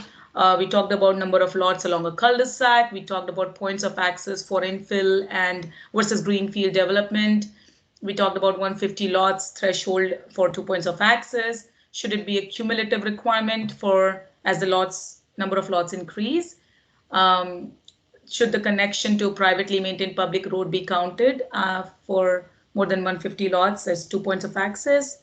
We talked about, or we have a topic for building line requirements for single family as well as commercial properties. What should be the loading berth requirements, intersection spacing and access requirements for collector streets? And then we talked about residential properties that front and take driveway access from collector streets and how that should be managed. And then the last topic we covered, discussed, was this development and infrastructure needs. So that's the end of my presentation. Do we have questions? Mr. Chair, you do have 2 committee members with raised hands, Johanna Mahmood and then Luis Lajardo. All right, Ms. Mahmood, go right ahead, followed by Mr. Guajardo. I apologize. Louise, go ahead. I never put my hand down. Oh, okay. All right, great. Please go right ahead. I was just going to echo what Johanna had mentioned earlier in the prior break about integrating transit. I was going to ask a follow-up question to her about whether that would, not a question to answer now, but something to ponder is how we factor in different transit service types and different frequencies as well, how that factors into the different street standards that we may want to look into. So I would just kind of caveat that by saying that looking at some of those nuances can help structure something that's not a one size fits all, but that has kind of a smart strategic menu of choices depending on route frequencies and coverage and service types. Okay, great. Yeah, I agree. Else? Thank you. Anyone else? All right then. Are we moving on then to Roman 4, a typical meeting? Savita? Yes, sir. Can we go to the next slide, please? Oh. Hello, everyone. I think we may have a technical glitch. Let me see. I am out. No, I'm not out. Okay, I'll just quickly mention what the typical meeting is about. So we wanted to say that a typical meeting so the next step is to consider each topic individually. We got some great ideas today, and a typical meeting look like what the requirement is, what we have identified the issues already, and staff will identify some proposed options or solutions that staff has analyzed, and then we will present those for discussion to the committee members, and ultimately we'll zero in on build consensus on those solutions.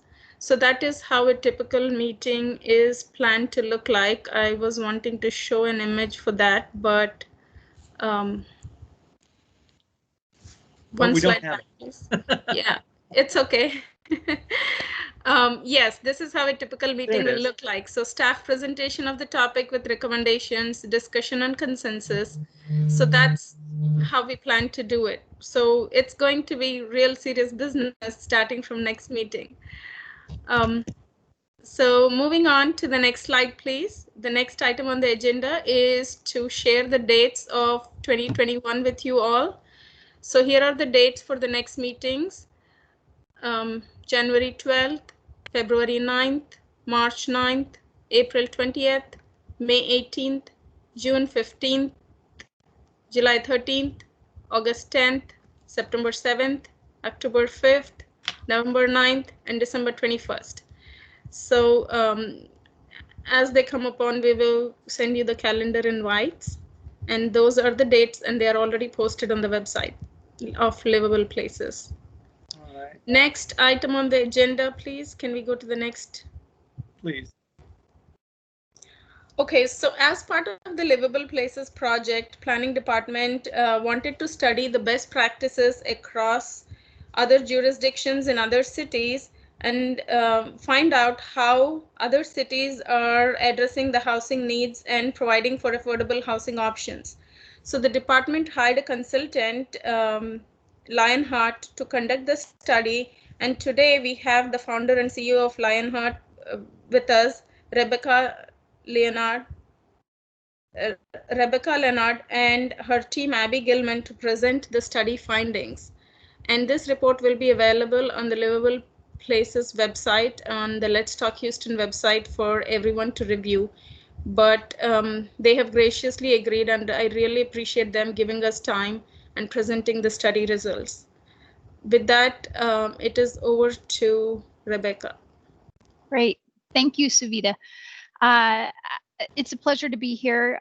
Thank you for allowing us to come and talk about the lessons that we learned from doing this residential development best practices for the city.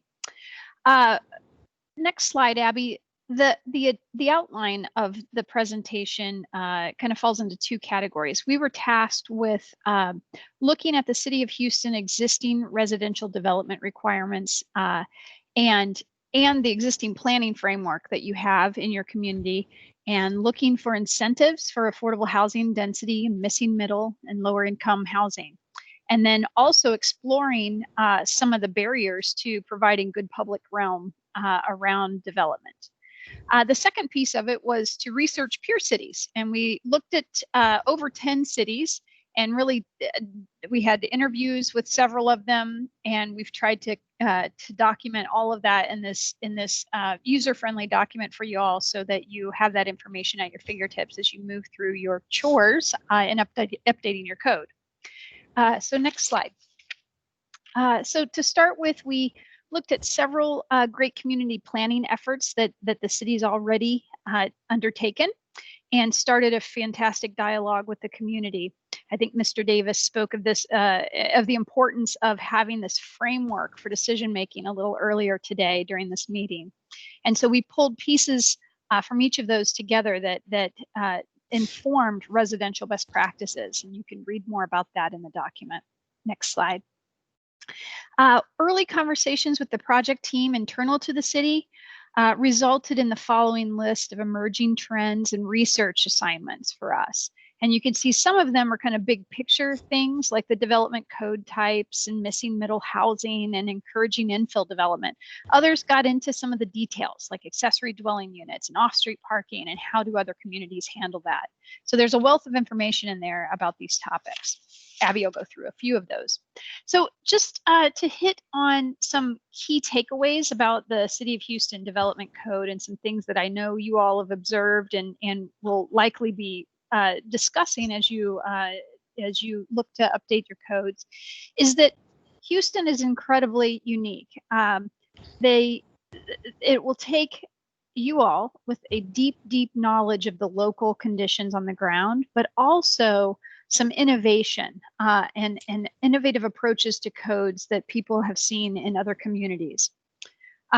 Also, Ms. Mather described earlier some ideas about infrastructure and things, and I think you all are primed to really let that be discussed as part of this process, is about fiscally sustainable provision of infrastructure. How many property owners are needed to share the burden of existing infrastructure maintenance that you have today?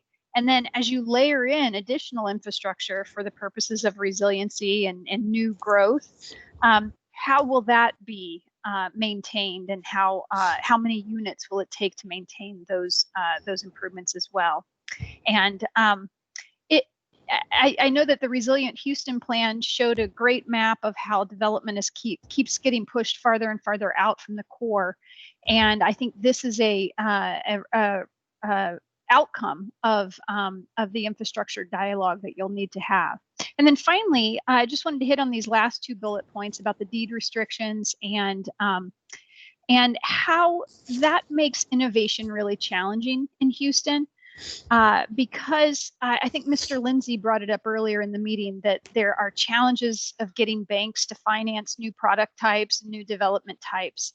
And when you have such a hard to penetrate, it's not very transparent process for regulating land use and development standards, you end up kind of having the same folks engaged in the financing, the development, and the design of all the tools.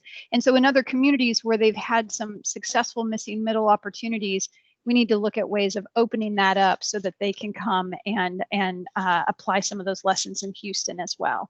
So Abby's going to go through a few takeaways for y'all. Hi, thank you so much. Thank you, Rebecca. So I'm Abby Gilfillan, and I'm going to just quickly go over some of the sort of key. What we did is we broke it up into, we broke this best practices study into 5 different topic areas. And within each one of those topic areas, we had a case study from 2 to 3 different cities looking at different ways that these topics were handled. So I'm going to just quickly go through and share a few of these, but as Rebecca mentioned, we encourage you to look through the full study because there's a lot more in there. The first one was really talking about subdivision standards and improving connectivity. We've heard a lot about that today in the earlier presentation.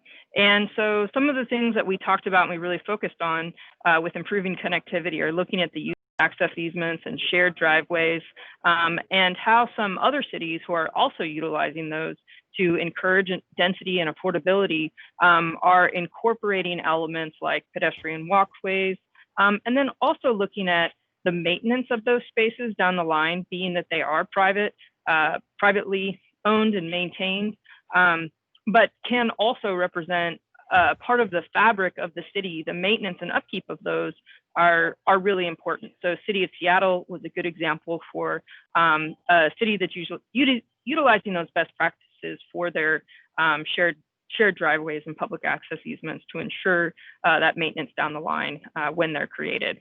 Oops.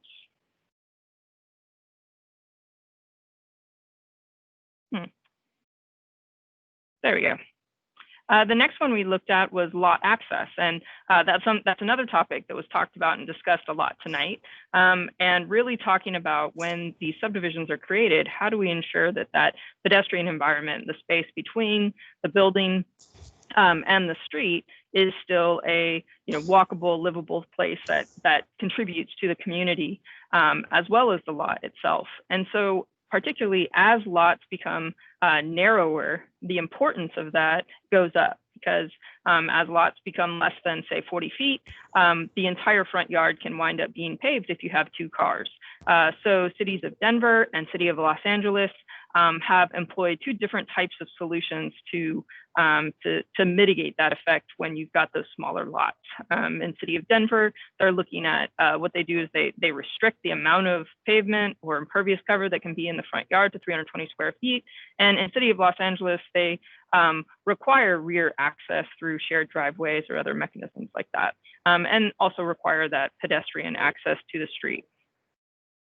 Looking at strategies in traditional neighborhoods or single-family neighborhoods, 2 of the things that there are actually several things within the document that we looked at. 2 that I wanted to highlight today are accessory dwelling units.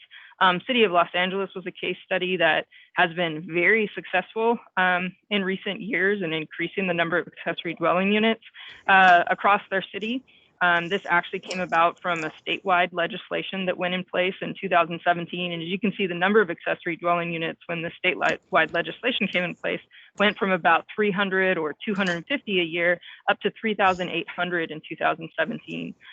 In researching more about Los Angeles, one of the key things, even though accessory dwelling units weren't allowed in a lot of places, there was sort of this confusion around the regulatory environment, where they were allowed, how they were allowed. And once that uniform approach was taken across the whole city, it really sort of released a lot of homeowners. And because accessory dwelling units are often constructed by, property owners and homeowners who aren't really aware of the whole regulatory environment, making that easier really stimulated a lot of development, a lot of accessory dwelling units. 2 other things that we looked at are the use of corner lots, and also different housing types like cottage courts and triplexes and duplexes and that missing middle, and looked at 2 different areas, the state of Oregon and the city of Seattle as 2 places that had some really great solutions, and were able to show a lot of successes in seeing a lot more of that type of development. We looked at what are the strategies for maximizing density in sort of multifamily areas. And one thing that looked at is when cities are really starting to shift towards regulating the scale of the building as opposed to the number of units that are inside it. And one thing that does in city of Portland, for example, they've shifted from having a maximum density to having actually a minimum density, because one of their goals as a city is to increase the amount of infill development. And so they want to make sure that as new properties are building, particularly in transit corridors and areas where they want to encourage that density, that they're getting it. And so shifting the regulatory framework to talk more about what does the building look like on that lot, how does it interact with the street, as opposed to how many units are in it, can really start to increase density. So looking at this little graph on the right, the same size lot could accommodate 8 units in a similarly sized building as it could accommodate 1 unit, and you could shift the units per acre from 7 to up to 55. Another thing that comes along with increasing density is incorporating some types of building design standards. So City of Denver was a great example for this.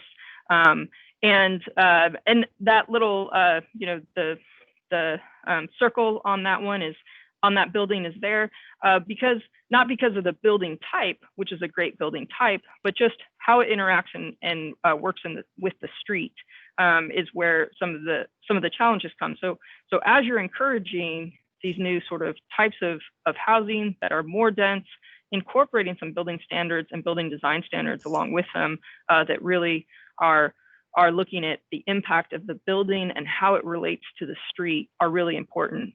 And then as you're looking at design standards, another thing that becomes really important is talking about how you administer those design standards, things like access to the street and whatnot. And so that's another thing that we looked at, particularly in City of Denver, has done a really innovative job at taking each one of the design standards that they've created and lining up, what is the intent? What's the reason for that design standard? And how, putting up together a process for how somebody could administratively come up with some alternatives to meet that same design intent without going through a long variance process, particularly where there's different, innovative techniques that may be able to be used. So that's a part of it. In strategies for transit served areas, two things that we looked at amongst others was really, how do you support those public realm improvements and really the investment in transit with the development type that's going along either side of that street. So making sure that the development that's going along on the street is in line with the infrastructure investments that's being made there.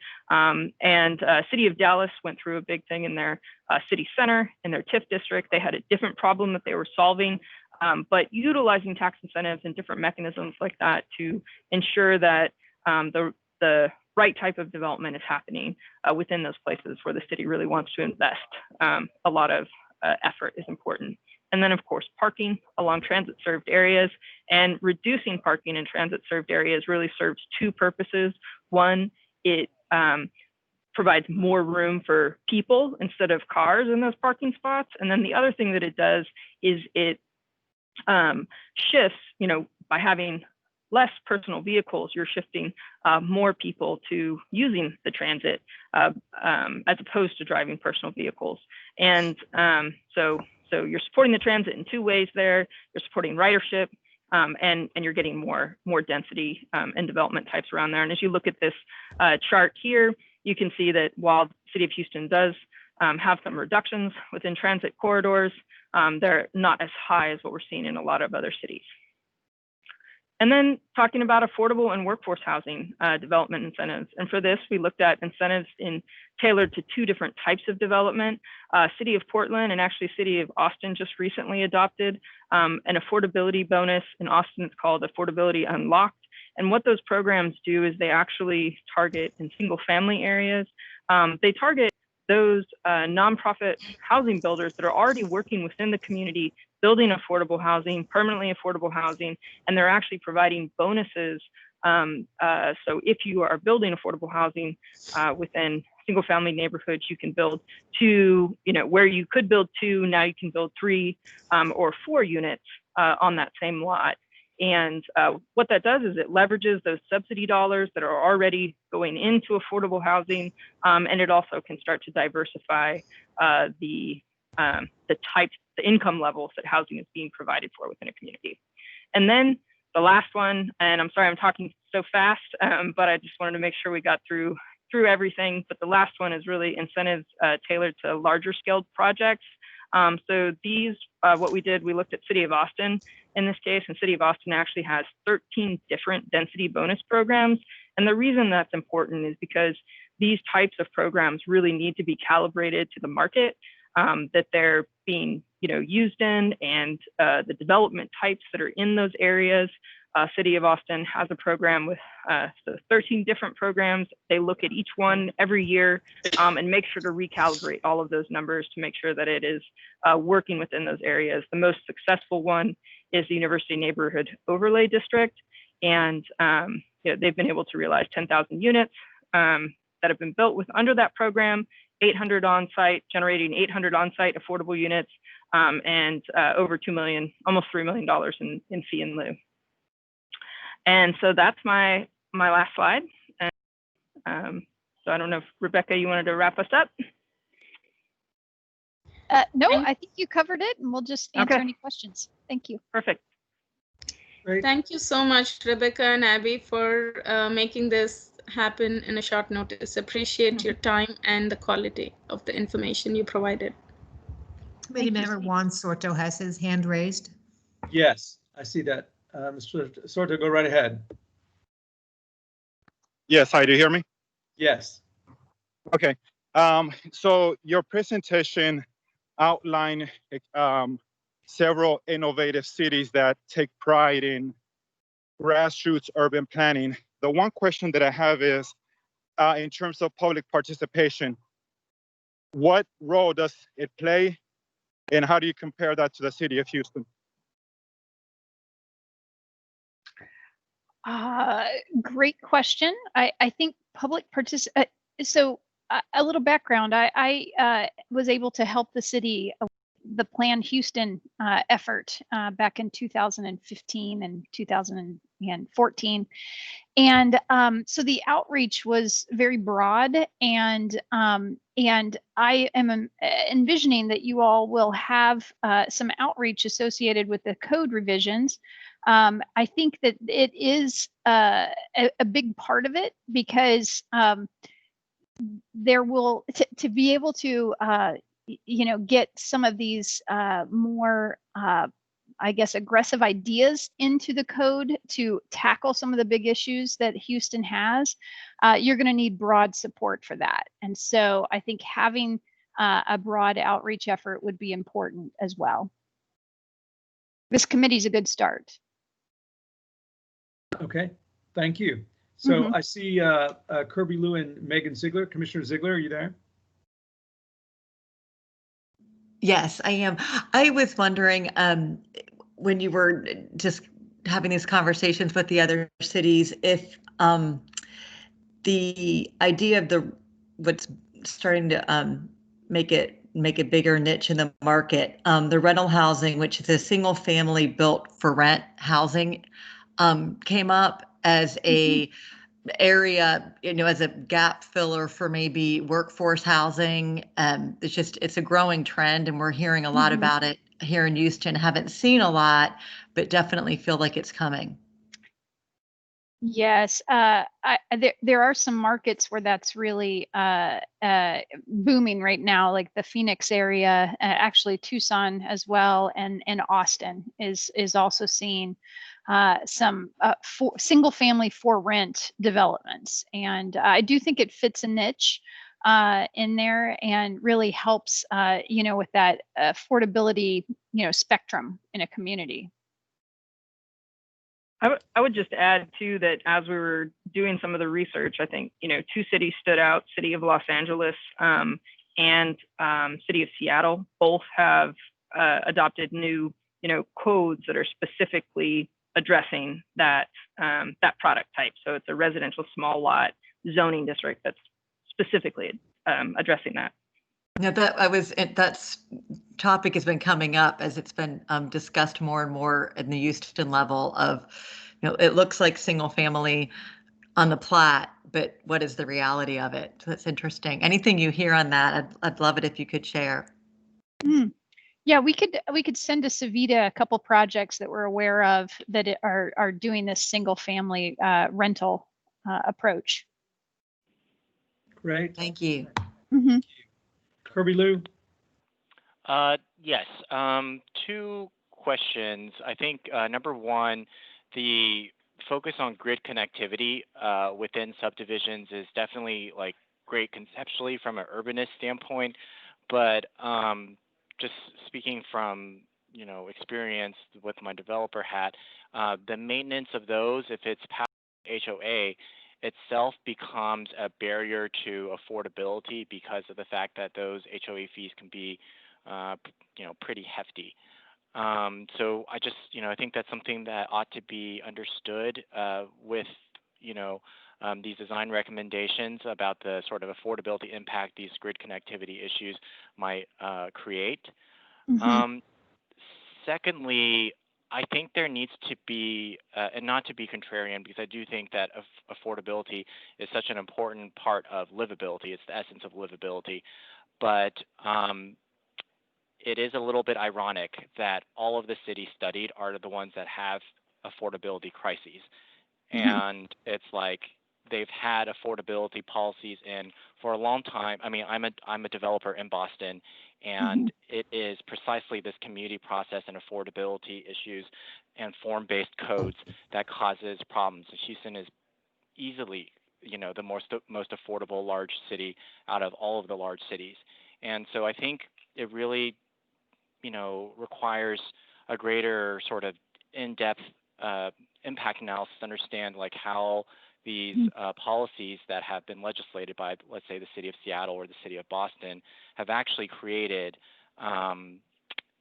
equity in housing and affordable housing. Because what I've seen in these cities is that because of the layers of issues that developers encounter, it actually causes supply constraints, which actually exacerbates the housing crisis rather than alleviating it with more supply.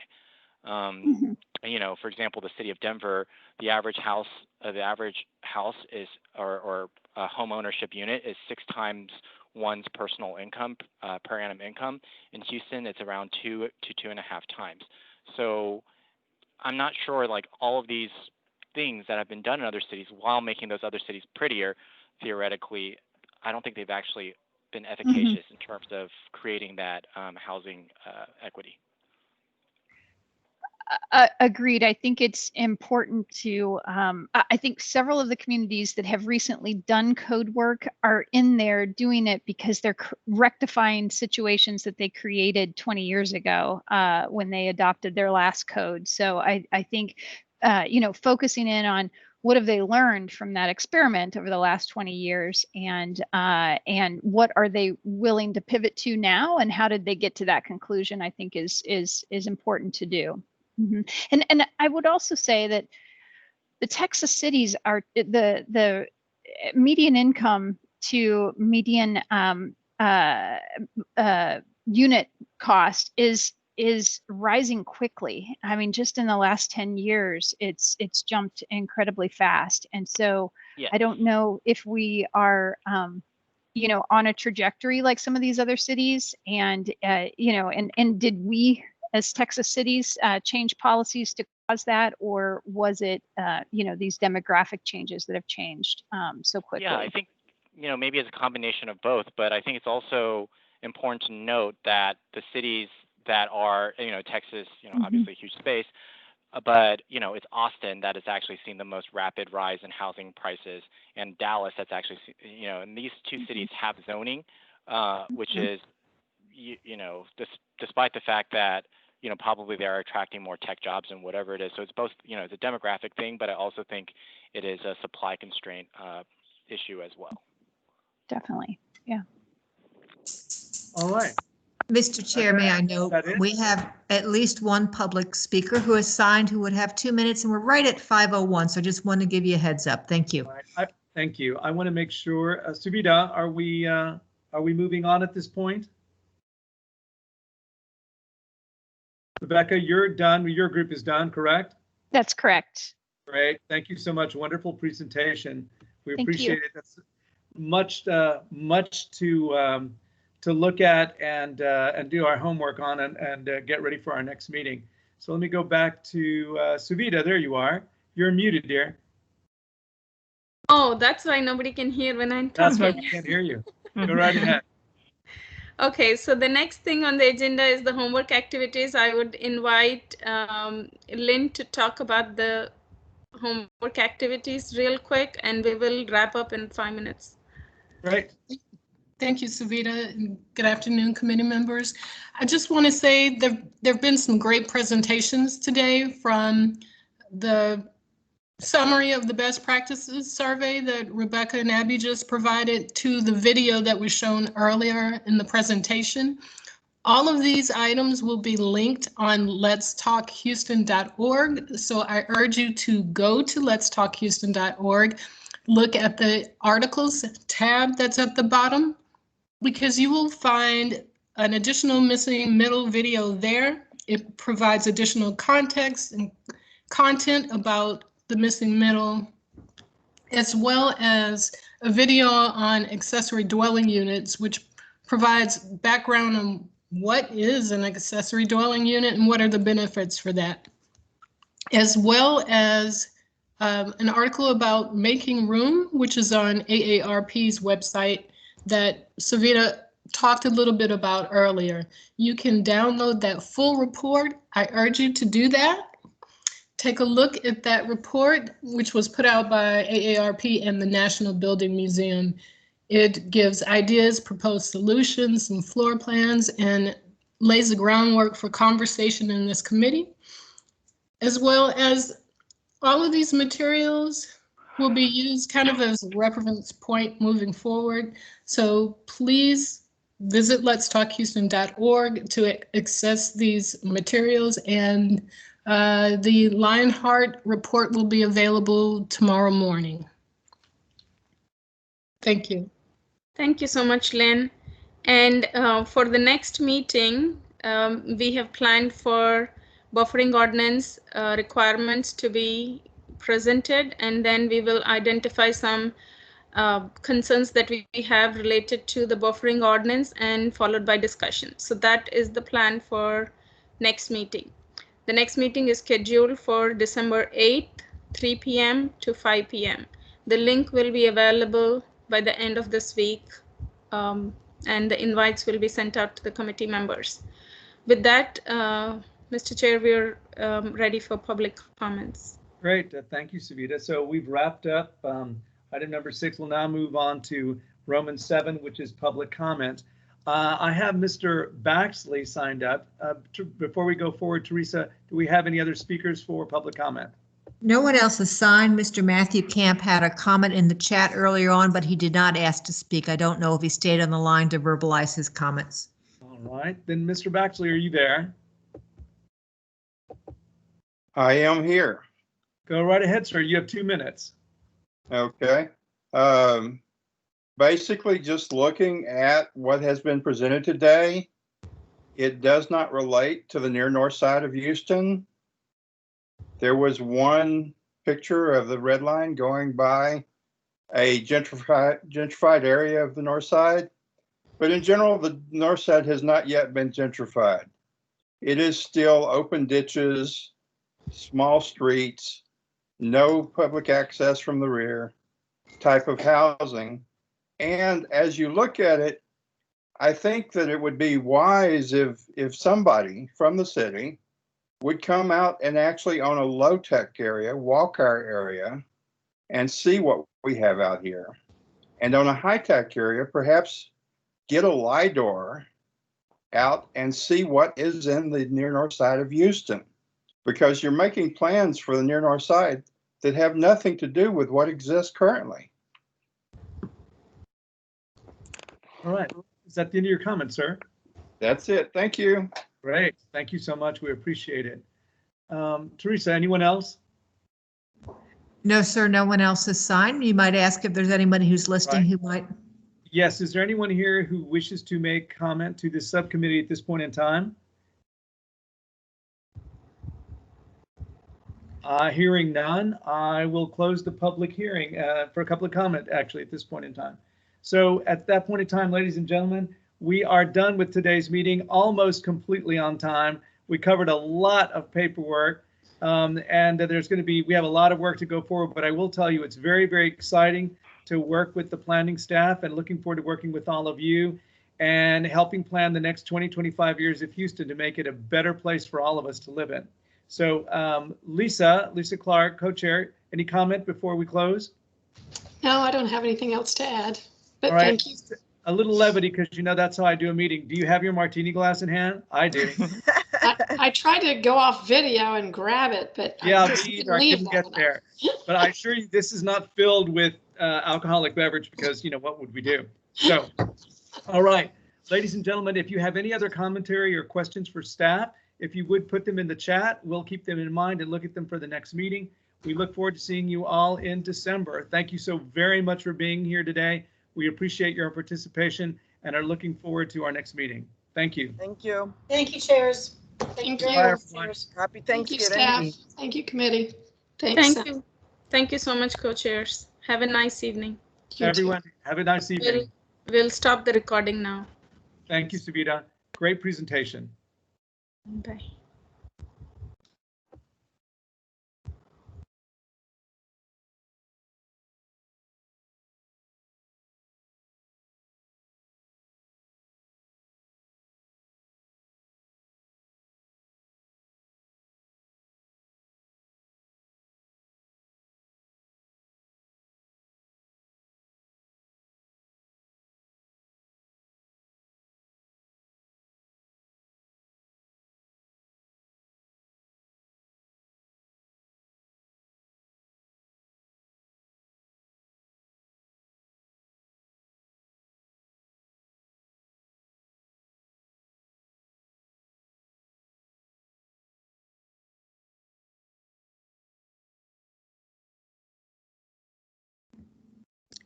Savita, Yes, Teresa. would you verify that the recording has ended, please? Recording has started. This meeting is being recorded, so it has not ended. Let me stop it.